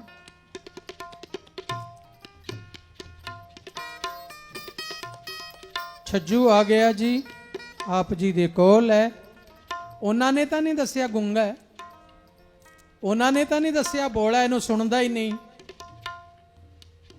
ਉਹ ਡੌਰ ਭੌਰੇ ਨੂੰ ਲਿਆ ਕੇ ਕੋਲ ਬਿਠਾ ਦਿੱਤਾ ਮਹਾਰਾਜ ਦੇ, ਮੱਥਾ ਟੇਕ ਕੇ ਬੈਠ ਗਿਆ। ਮਹਾਰਾਜ ਨੇ ਮਿਹਰ ਭਰੀ ਨਜ਼ਰ ਨਾਲ ਉਹਦੇ ਵੱਲ ਤੱਕਿਆ। ਭੱਟ ਕਹਿੰਦੇ ਨੇ ਗੁਰੂ ਦੀ ਨਜ਼ਰ ਕੈਸੀ ਹੈ? ਕੱਚੋਂ ਕੰਚਨ ਭਇਓ ਸ਼ਬਦ ਗੁਰ ਸਰਵਣੇ ਸੁਣ। ਕੱਚ ਤੋਂ ਸੋਨਾ ਬਣ ਗਿਆ ਜਿਹਦੇ ਤੇ ਨਜ਼ਰ ਪੈ ਗਈ। ਬਿਖ ਤੇ ਅੰਮ੍ਰਿਤ ਹੋਇਓ, ਨਾਮ ਸਤਿਗੁਰ ਮੁਖ ਭਣਿਆ। ਜ਼ਹਿਰ ਤੋਂ ਅੰਮ੍ਰਿਤ ਹੋ ਗਿਆ ਜਿਹਦੇ ਤੇ ਕਿਰਪਾ ਹੋਈ। ਲੋਹਾ ਹੋਇਓ ਲਾਲ, ਲੋਹੇ ਤੋਂ ਲਾਲ ਬਣ ਗਿਆ, ਲਾਲ ਹੀਰਾ ਜਿਹਦੇ ਤੇ ਨਜ਼ਰ ਹੋਈ। ਅੱਜ ਬਾਲਾ ਪ੍ਰੀਤਮ ਨੇ ਇਹਦੇ ਤੇ ਨਜ਼ਰ ਪਾ ਦਿੱਤੀ। ਇਹਦੀ ਕਾਇਆ ਕਲਪ ਤਾਂ ਪਹਿਲਾਂ ਹੀ ਹੋ ਚੁੱਕੀ ਹੈ, ਹੁਣ ਤਾਂ ਬਾਹਰਲਾ ਆਗਾਜ਼ ਹੀ ਰਹਿ ਗਿਆ। ਅੰਦਰਲੀ ਕਿਰਪਾ ਤਾਂ ਹੋ ਚੁੱਕੀ ਹੈ ਉਹਦੇ ਤੇ। ਨਜ਼ਰ ਹੋਈ ਤੇ ਕਿਰਪਾ ਹੋ ਗਈ ਸਮਰੱਥਾ। ਗੁਰੂ ਸਾਹਿਬ ਨੇ ਬਚਨ ਕੀਤਾ ਬਈ ਇਹ ਲਿਆਂਦਾ ਹੈ। ਹਾਂਜੀ, ਕੌਣ ਹੈ ਜੀ? ਇੱਥੇ ਰਹਿਣ ਵਾਲਾ। ਨਾਮ ਕੀ ਹੈ ਜੀ? ਛੱਜੂ। ਅੱਛਾ, ਸਤਿਗੁਰੂ ਅੰਤਰਜਾਮੀ ਖੇਲ ਕਰਦੇ ਨੇ, ਉਹਨਾਂ ਨੇ ਵੀ ਨਹੀਂ ਪੁੱਛਿਆ। ਉਹ ਅੰਤਰਜਾਮੀ ਜਾਣਦਾ ਕਿ ਗੁੰਗੇ ਨੂੰ ਲੈ ਕੇ ਆਏ, ਪੁੱਛਿਆ ਨਹੀਂ ਹੈ। ਲਾਲ ਚੰਦ ਦੀ ਬੜੀ ਖੁਸ਼ੀ, ਇਹ ਹੁਣੇ ਹੀ ਸਾਹਮਣੇ ਭਾਜ ਉਗੜ ਜਾਣਾ ਇਸ ਗੁਰੂ ਦਾ। ਇਹ ਏਡੇ ਵੱਡੇ ਇਕੱਠ ਵਿੱਚ ਤਮਾਸ਼ਾ ਕਰਾਂਗਾ ਇਹਦਾ।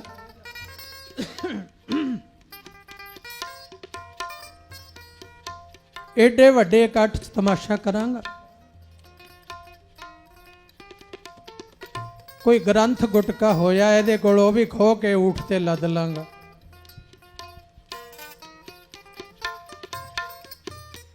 ਕੋਈ ਗ੍ਰੰਥ ਗੁਟਕਾ ਹੋਇਆ ਉਹ ਵੀ ਖੋ ਕੇ ਲੱਦ ਲਾਂਗਾ ਊਠ ਤੇ। ਬੜੇ ਵੱਡੇ ਵੱਡੇ ਵਿਦਵਾਨਾਂ ਦੇ ਗ੍ਰੰਥ ਜਿੱਤ ਕੇ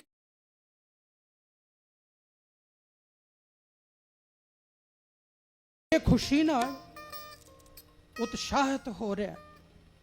ਇਹ ਕਦੋਂ ਗੱਲ ਕਰਨ? ਬਾਲਾ ਪ੍ਰੀਤਮ ਜੋ 8 ਅਪਰੋਕਸੀਮੇਟਲੀ ਅੰਦਾਜ਼ਨ 8 ਵਰਿਆਂ ਦੇ ਨੇ ਉਦੋਂ।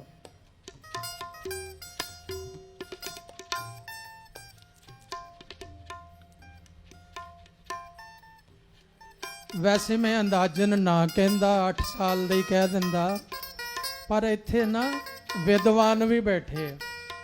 ਭਾਈ ਅਮਰ ਸਿੰਘ ਨੂਰ ਜੀ ਬੈਠੇ ਨੇ, ਭਾਈ ਗੁਰਚਰਨ ਸਿੰਘ ਜੀ BA ਬੈਠੇ ਨੇ, मैं क्या विद्वाना तो डरना ही चाहिए। ਅਸੀਂ ਆਪਣੀ ਸੇਫ ਸਾਈਡ ਕਰ ਲਈ ਹੈ ਵੀ ਅਪਰੋਕਸੀਮੇਟਲੀ ਹੈ।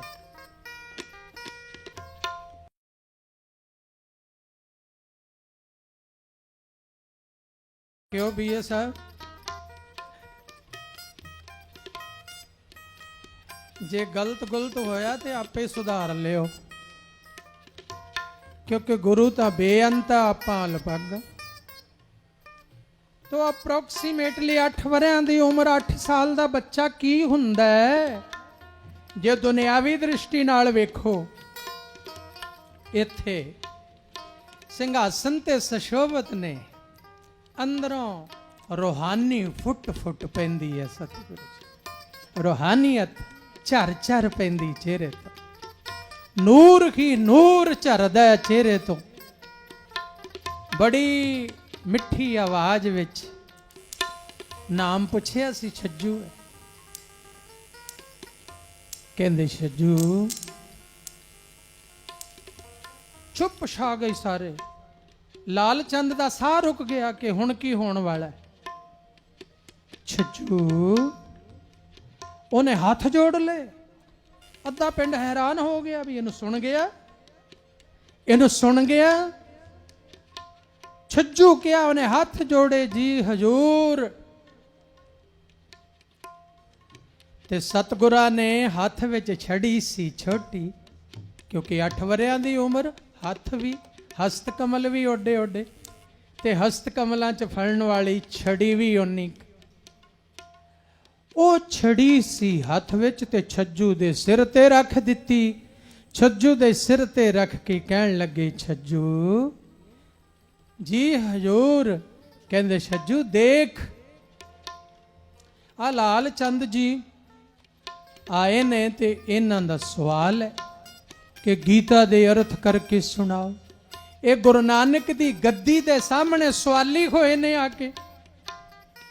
ते छज्जू तेरी ड्यूटी दरगाह चो लगी है, तू गीता दे अर्थ सुना। ते निहाल होया, हाथ जोड़ के जेड़ा बैठा सी उठ के खड़ा हो गया, ते फिर चरना ते डंडौत करदा, कहंदा सतगुरु जो हुक्म होवे, जो तेरा हुक्म। हे 8वें गुरु नानक जो तेरा हुक्म, हे गुरु हर कृष्ण साहिब जो तेरा हुक्म, हे बाला प्रीतम जो तेरा हुक्म।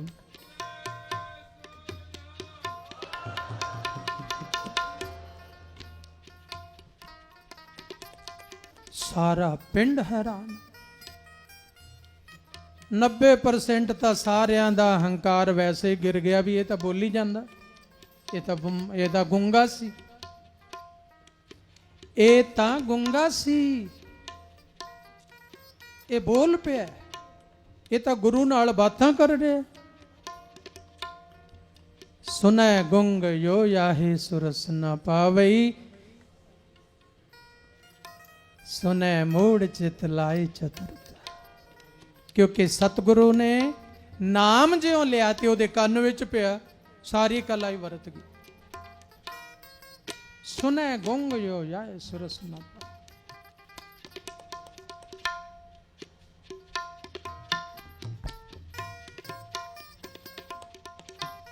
वाह वाह, हुण बैठ गया। छज्जू हाथ जोड़ के लाल चंद जी नूं कहण लगा, पंडित जी गीता लियाओ ते गीता चों श्लोक कढो ते सवाल करो, मैं जवाब देंगा। जदों सच दी उद्घोषणा हुंदी है ना, झूठ चुप कर जांदा ते पता लग जांदा उहनूं। लाल चंद नूं पता लग गया भी आपां तां हार गए।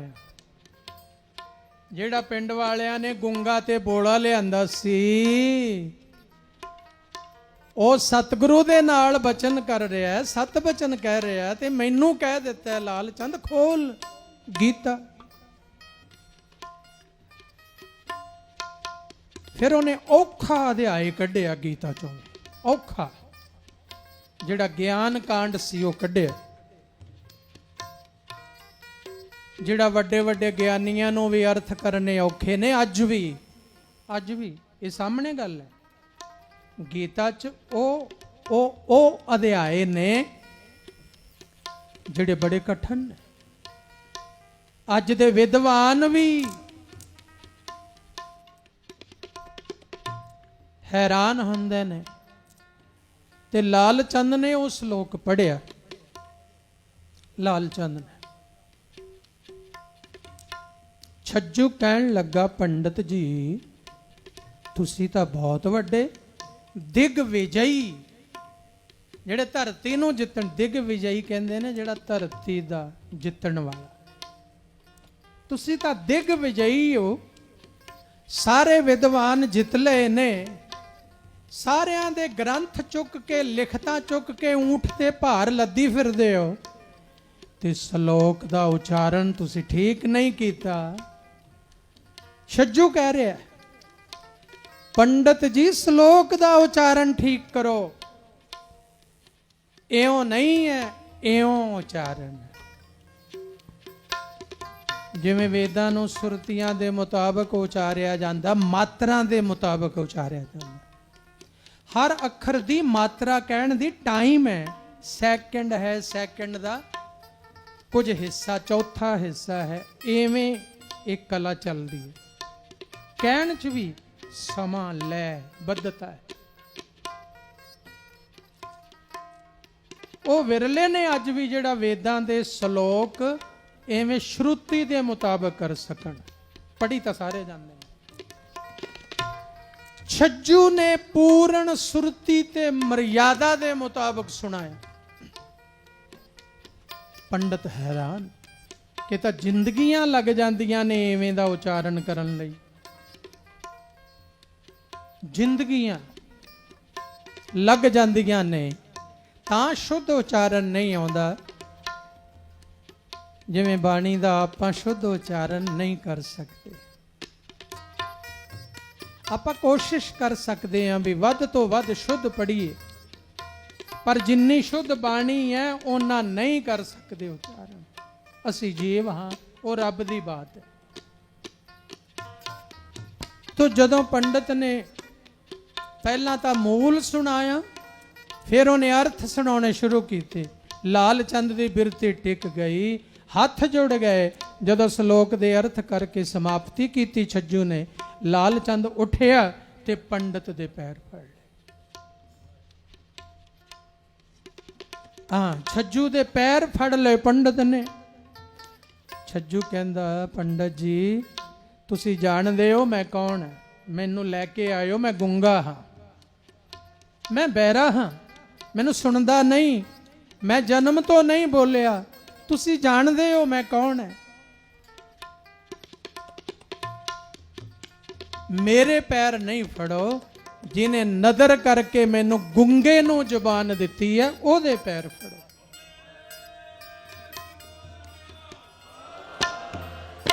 ਗੁੰਗੇ ਨੂੰ ਜ਼ੁਬਾਨ ਦੇ ਦਿੱਤੀ, ਬਹਿਰੇ ਨੂੰ ਕੰਨ ਦੇ ਦਿੱਤੇ, ਅਗਿਆਨੀ ਨੂੰ ਗਿਆਨ ਦੇ ਦਿੱਤਾ। ਫਿਰ ਪੰਡਤ ਪ੍ਰਿੰਸੀਪਲ ਸਤਬੀਰ ਸਿੰਘ ਲਿਖਦੇ ਨੇ, ਪੰਡਤ ਢਹਿ ਪਿਆ। ਇਕੱਲਾ ਪੰਡਤ ਹੀ ਨਹੀਂ ਢਿਆ ਚਰਨਾਂ ਤੇ, ਪਹਿਲਾਂ ਉਹਨੇ ਜਨੇਊ ਉਤਾਰਿਆ ਕਿ ਜਾਤ ਪਾਤ ਦਾ ਸੂਚਕ ਹੈ ਜਨੇਊ। ਜਦੋਂ ਜਨੇਊ ਪਹਿਨਦੇ ਆ ਨਾ, ਉਦੋਂ ਬ੍ਰਾਹਮਣ ਦੀ ਹੋਰ ਮਰਜ਼ਾਦਾ ਬਣ ਜਾਂਦੀ ਹੈ, ਖੱਤਰੀ ਦੀ ਹੋਰ ਬਣ ਜਾਂਦੀ ਹੈ, ਵੈਸ਼ ਦੀ ਹੋਰ ਬਣ ਜਾਂਦੀ ਹੈ, ਸ਼ੂਦਰ ਲਈ ਹੋਰ ਹੈ। ਜਾਤੀਆਂ ਵਿੱਚ ਵੰਡ ਦਿੰਦਾ ਹੈ ਜਨੇਊ। ਤਾਂ ਹੀ ਤਾਂ ਗੁਰੂ ਨਾਨਕ ਸਾਹਿਬ ਨੇ ਉਹ ਨੀਵਿਆਂ ਨੂੰ ਚੁੱਕਣ ਆਏ ਸੀ, ਤੇ ਜਨੇਊ ਤਾਂ ਜਾਤੀਆਂ 'ਚ ਬੰਨਦਾ। ਹੁਣ ਪੰਡਤ ਨੇ ਜਨੇਊ ਉਤਾਰ ਦਿੱਤਾ ਹੈ ਤੇ ਚਰਨਾਂ ਤੇ ਰੱਖ ਦਿੱਤਾ ਹੈ। ਇਤਿਹਾਸ, ਸਿੱਖ ਇਤਿਹਾਸ ਕਹਿੰਦਾ, ਪੰਡਤ ਨੇ ਗਰ ਸੂਤ ਉਤਾਰਾ। ਦਵਿਜ ਨੇ, ਦਵਿਜ ਕਹਿੰਦੇ ਬ੍ਰਾਹਮਣ ਨੂੰ, ਪੰਡਤ ਨੂੰ, ਦਵਿਜ ਨੇ ਗਰ ਸੂਤ ਉਤਾਰਾ। ਗਲੇ ਦਾ ਸੂਤ ਭਾਵ ਜਨੇਊ ਉਤਾਰ ਕੇ ਸਤਿਗੁਰੂ ਦੇ ਚਰਨਾਂ ਤੇ ਰੱਖ ਦਿੱਤਾ ਤੇ ਇਹ ਕਿਹਾ, ਅੱਜ ਤੋਂ ਮੈਂ ਆਪਣੀ ਮਰਜ਼ਾਦਾ ਛੱਡੀ, ਆਪਣਾ ਸਭ ਕੁਝ ਛੱਡਿਆ, ਆਪਣਾ ਗਿਆਨ ਧਿਆਨ ਛੱਡਿਆ, ਅੱਜ ਤੋਂ ਹੇ ਬਾਲਾ ਪ੍ਰੀਤਮ ਜੇ ਛੱਜੂ ਤੇਰਾ ਹੋ ਗਿਆ, ਅੱਜ ਤੋਂ ਲਾਲ ਚੰਦ ਵੀ ਤੇਰਾ ਹੈ।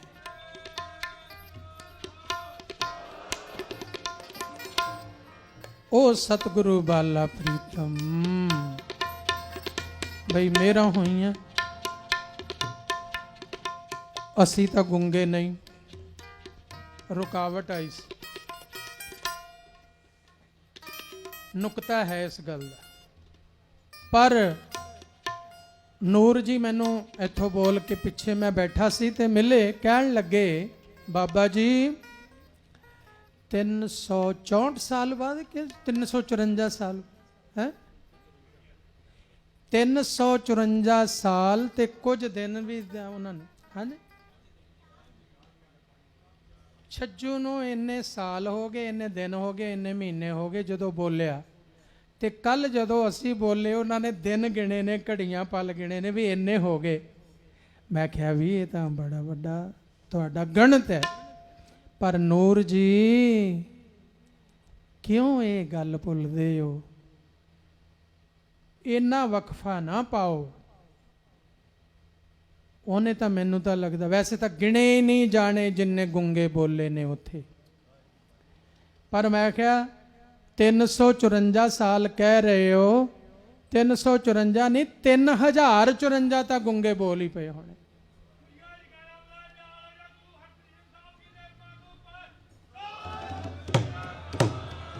ਇਹ ਵੀ ਗਿਣਤੀ ਛੋਟੀ ਹੈ, ਲੱਖਾਂ ਬੋਲੇ ਹੋਣਗੇ, ਲੱਖਾਂ। ਤੋ ਮੈਂ ਕਿਹਾ ਹੁਣ ਨੂਰ ਜੀ ਜਿਹੜੀ ਤਰਕੀਬ ਉਵੇਂ ਬਣਾਈ ਹੈ ਨਾ, ਛੱਜੂ ਤੋਂ ਲੈ ਕੇ ਮੇਰੇ ਤੱਕ, ਇਹਨੂੰ ਬਦਲੋ। ਇਹਨੂੰ ਕਹਿੰਦੇ ਠੀਕ ਹੈ ਜੀ, ਹੁਣ ਬਦਲਾਂਗੇ।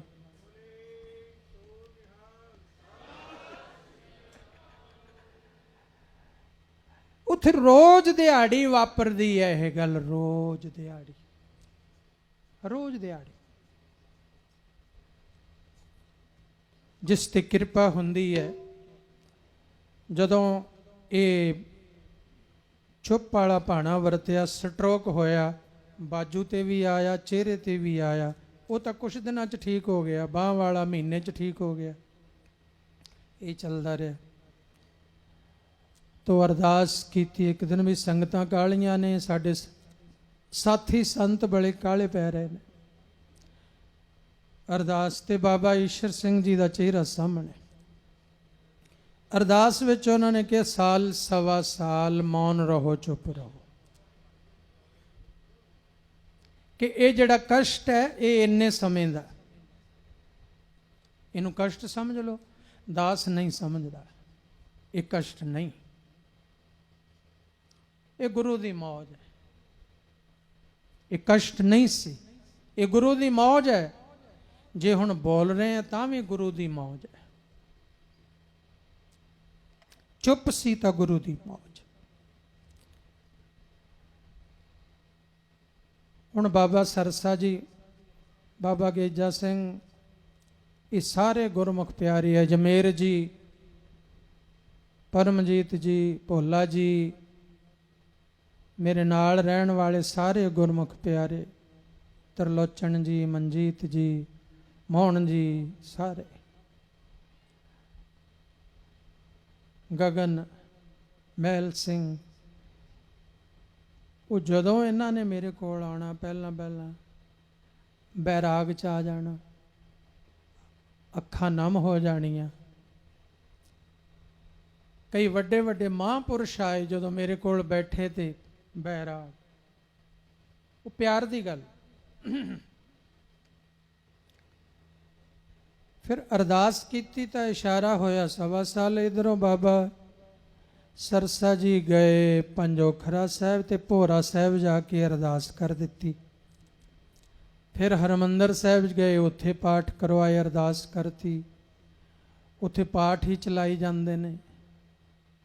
ਫਿਰ ਆ ਕੇ ਸੰਕਲਪ ਕੀਤਾ ਬਾਬਾ ਸਰਸਾ ਜੀ ਨੇ ਤੇ ਸੰਤ ਤਰਲੋਚਨ ਸਿੰਘ ਨੇ, ਇੱਥੇ ਪਾਠ ਸ਼ੁਰੂ ਕਰਾਏ। ਹਰ ਹਫਤੇ 3 ਪਾਠ ਗੁਰੂ ਸਾਹਿਬ ਦੇ ਹੁੰਦੇ ਰਹੇ, ਅਰਦਾਸ ਹੁੰਦੀ ਰਹੀ। ਫਿਰ 11 ਹਫਤੇ ਤਾਂ ਅਸੀਂ 11 ਪਾਤਸ਼ਾਹੀਆਂ ਦੇ ਰੱਖੇ। ਧੰਨ ਗੁਰੂ ਨਾਨਕ ਸਾਹਿਬ ਪਾਤਸ਼ਾਹ ਤੋਂ ਲੈ ਕੇ ਧੰਨ ਗੁਰੂ ਗ੍ਰੰਥ ਸਾਹਿਬ ਸੱਚੇ ਪਾਤਸ਼ਾਹ ਤੱਕ 11 ਹਫ਼ਤੇ ਸ਼ੁਕਰਾਨਾ। ਫਿਰ ਬਾਬਾ ਆਨੰਦ ਸਿੰਘ ਜੀ ਮਹਾਰਾਜ ਦਾ ਇੱਕ ਹਫ਼ਤਾ, ਫਿਰ ਬਾਬਾ ਈਸ਼ਰ ਸਿੰਘ ਜੀ ਦਾ, ਬਾਬਾ ਜੰਗ ਸਿੰਘ ਜੀ ਅਮਰ ਸ਼ਹੀਦ, ਉਹਨਾਂ ਦਾ ਸ਼ੁਕਰਾਨਾ।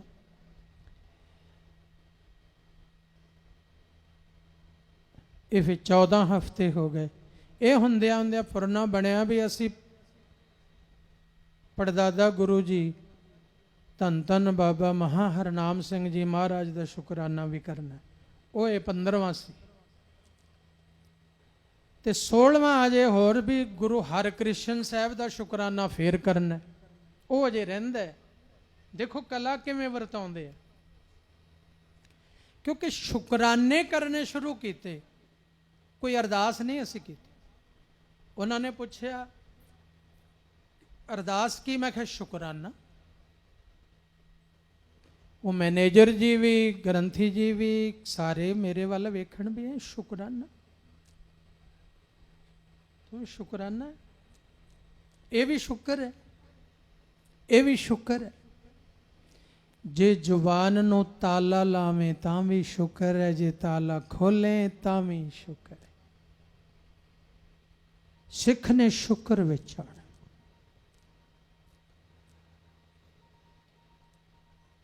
ਇਹ ਹੁਣ ਭਗਤਾਂ ਦੀ ਗੱਲ ਚੱਲ ਪਈ। ਕਸ਼ਟ ਤਾਂ ਰੱਬ ਵੱਲੋਂ, ਉਹ ਸਮਾਂ ਸੀ 1.25 ਸਾਲ ਦਾ, ਸਾਲ ਦਾ, 1.25 ਸਾਲ ਦਾ।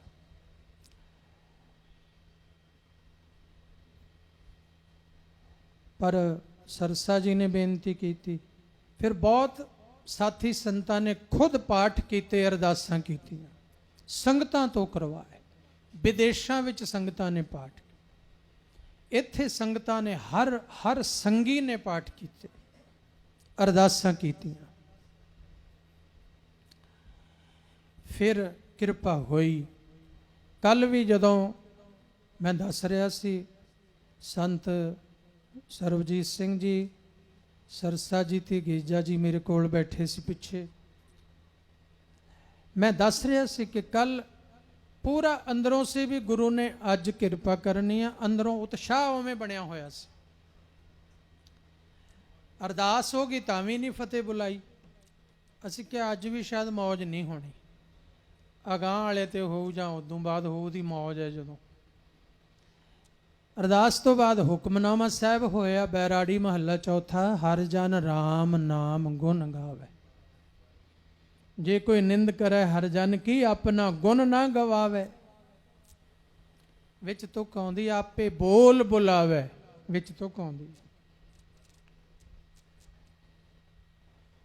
ਮੈਂ ਕਿਹਾ ਮਨ ਵੀ ਪੂਰਾ ਬਣਾਤਾ ਹੋਇਆ ਅੱਜ, ਤੇ ਹੁਕਮਨਾਮਾ ਵੀ ਐਵੇਂ, ਪਰ ਅਰਦਾਸ 'ਚ ਫਤਿਹ ਨਹੀਂ ਬੁਲਾਈ ਗੁਰੂ ਨੇ ਵੀ ਅਜੇ ਮੌਜ ਨਹੀਂ ਹੋਣੀ। ਮਨ ਐਵੇਂ ਸੋਚ ਰਿਹਾ ਅਜੇ ਮੌਜ ਨਹੀਂ ਹੈ।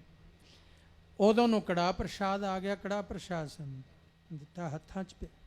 ਹੁਣ ਦੁਬਿਧਾ ਜਾਂ ਅਸੀਂ ਛਕੀਏ ਜਾਂ ਅਸੀਂ ਬੋਲਣਾ। ਇੱਥੇ ਟਿਕ ਗਈ ਸੁਰਤ ਅੰਦਰ। ਹੱਥਾਂ ਵਿੱਚ ਕੜਾਹ ਪ੍ਰਸ਼ਾਦ ਹੈ, ਮਨ ਵਿੱਚ ਇਹ ਦੋ ਖਿਆਲ ਹੈ। ਜੇ ਅਸੀਂ ਐਵੇਂ ਹੁਣ ਕੜਾਹ ਪ੍ਰਸ਼ਾਦ ਛਕ ਕੇ ਉੱਠ ਖੜੇ ਤਾਂ ਅੱਜ ਦੀ ਕਾਰਵਾਈ ਸਮਾਪਤ ਹੈ। ਫਿਰ ਅਗਲੇ ਤੇ ਹੋਊ। ਪਰ ਕੋਈ ਚੀਜ਼ ਸੀ ਜਿਹੜੀ ਸਾਨੂੰ ਕੜਾਹ ਪ੍ਰਸ਼ਾਦ ਨਹੀਂ ਛਕਣ ਦਿੰਦੀ ਸੀ। ਉਹ ਕੌਣ ਸੀ? ਬਾਲਾ ਪ੍ਰੀਤਮ ਗੁਰੂ ਹਰਕ੍ਰਿਸ਼ਨ ਸਾਹਿਬ।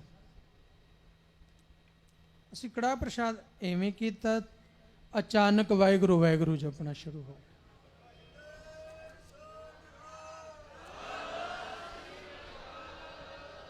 ਅਚਾਨਕ ਵਾਹਿਗੁਰੂ। ਤੋ ਇਹ ਵੀ ਪੰਜੋਖਰਾ ਸਾਹਿਬ ਭਾਵਨਾ ਬਹੁਤ ਮਾਨਨੀय ਵਿਅਕਤੀਆਂ ਨੇ ਵੀ ਆ ਕੇ ਕਿਹਾ ਰਾਜਸਥਾਨ ਐਸੀ ਜਗ੍ਹਾ ਹੈ, ਉੱਥੇ ਚੱਲੀਏ। ਬਹੁਤ ਲੋਕ ਬੋਲੇ ਨੇ। ਮੈਂ ਕਿਹਾ ਮੇਰੀ ਇੱਕੋ ਹੀ ਜਗ੍ਹਾ ਹੈ, ਮੇਰੀ ਦਰਗਾਹ ਇੱਕੋ ਹੀ ਹੈ। ਮੇਰੀ ਦਰਗਾਹ ਗੁਰੂ ਗ੍ਰੰਥ ਸਾਹਿਬ ਹੈ।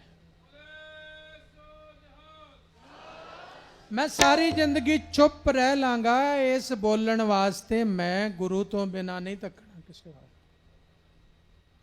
जे गुरु चुप रखे तो वह भी ओदी खुशी ते ओदे च खुश रहना।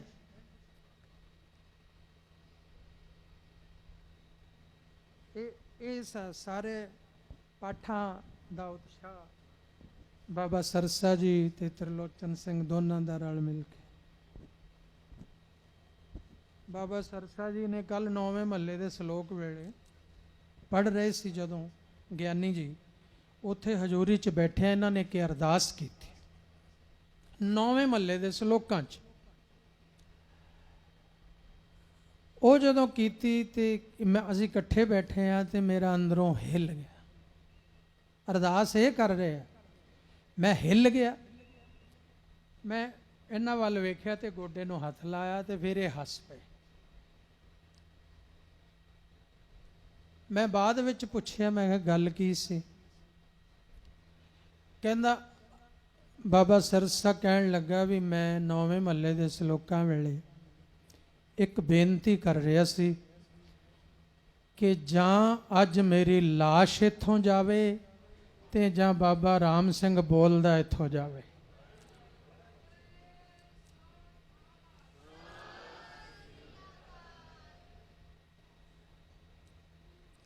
ਕਹਿੰਦੇ 9ਵੇਂ ਮਹੱਲੇ ਦੇ ਸ਼ਲੋਕਾਂ ਵੇਲੇ ਮੇਰੇ ਮਨ 'ਚ ਕਹਿੰਦੇ ਇਹ ਆ,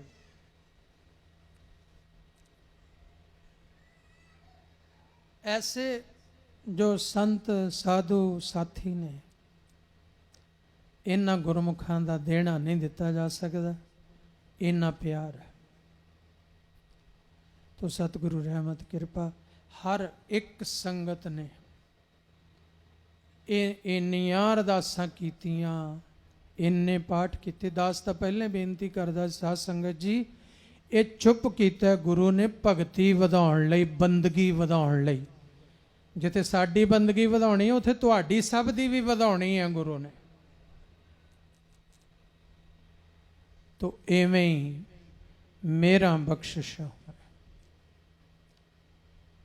ਪਟਨਾ ਸਾਹਿਬ ਤੋਂ ਸਿੰਘ ਸਾਹਿਬ ਆਏ ਇੱਥੇ ਅਰਦਾਸ ਸੋਧੀ, ਕਹਿਣ ਲੱਗੇ ਐਤਕੀ ਗੁਰਪੁਰਬ ਤੇ ਆ ਕੇ ਤੁਸੀਂ ਉੱਥੇ ਕੀਰਤਨ ਕਰਨਾ, ਇਹ ਮੈਂ ਖੁੱਲਾ ਐਲਾਨ ਕਰਕੇ ਚੱਲਿਆ। ਤੇ ਬਾਬਾ ਜੋਗਾ ਸਿੰਘ ਜੀ ਨਾਲ ਕੱਲ ਗੱਲ ਹੋਈ, ਉਹ ਕਹਿੰਦੇ ਇੱਕ ਦਿਨ ਪਹਿਲਾਂ ਸੰਤ ਮਹਾਤਮਾ ਗੁਰਮੁਖ ਪਿਆਰੇ ਬੈਠੇ ਸੀ, ਜਿਨ੍ਹਾਂ ਚੋਂ ਪਟਨਾ ਸਾਹਿਬ ਵਾਲੇ ਬੈਠੇ, ਕਹਿੰਦੇ ਉਹਨਾਂ ਨੇ ਫੇਰ ਅਰਦਾਸ ਤੁਹਾਡੀ ਕੀਤੀ ਹੈ ਪਰਸੋਂ, ਤੇ ਇੱਥੇ ਫੇਰ ਕਹਿ ਕੇ ਗਏ ਆ ਕਿ ਉਹਨਾਂ ਨੇ ਐਤਕੀ ਗੁਰਪੁਰਬ ਤੇ ਕੀਰਤਨ ਕਰਨਾ ਪਟਨਾ ਸਾਹਿਬ। ਕਹਿੰਦਾ ਇੰਨਾ ਭਰੋਸਾ ਉਹਨਾਂ ਨੂੰ ਕਲੰਗੀਆਂ ਵਾਲੇ ਤੇ ਕੱਲ ਕਹਿੰਦੇ ਅਸੀਂ ਸਾਰੇ ਬੈਠੇ ਤੁਹਾਡੀ ਗੈਰ ਹਾਜ਼ਰੀ 'ਚ ਅਰਦਾਸ ਵੀ ਕੀਤੀ, ਗੱਲਾਂ ਵੀ ਕੀਤੀਆਂ, ਇੱਥੋਂ ਤੱਕ ਦਾਵਾ ਕਰਕੇ ਗਏ, ਤੇ ਅੱਜ ਤੁਸੀਂ ਬੋਲ ਪਏ ਹੋ, ਖਬਰ ਆ ਗਈ ਹੈ। ਤਾਂ ਇਹ ਕਲਾ ਗੁਰੂ ਦੀ ਵਰਤਦੀ ਹੈ। ਭਰੋਸਾ ਕਾਇਮ ਹੋਣਾ ਚਾਹੀਦਾ, ਤੇ ਭਰੋਸਾ ਇੱਕ ਤੇ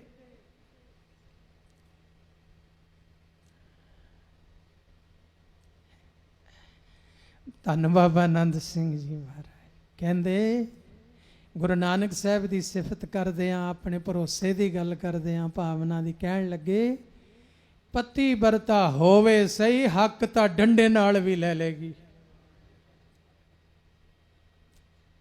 ਵਾਹ, ਇੱਥੇ ਡੰਡਾ ਪਿਆਰ ਦਾ ਸੀ ਕਿ ਉਹਦੇ ਬੋਲ ਹੀ ਪਿਆਰ ਦੇ ਨੇ, ਪਿਆਰ ਵਾਲੇ ਬੋਲ ਨੇ।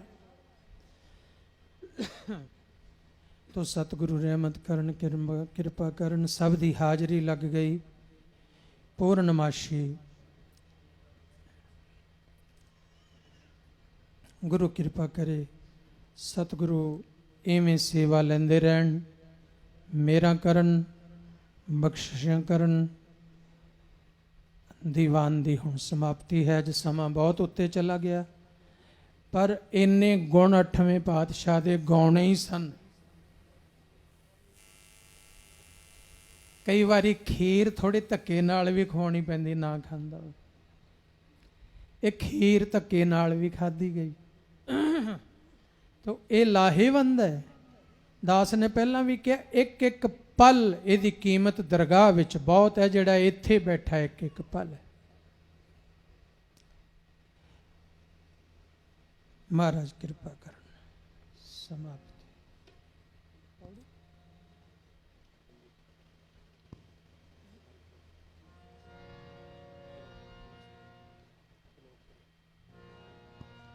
हर जस गायो संत जनाम, हर जस गायो संत जना मिल। हर जस गायो संत जना मिल, हर जस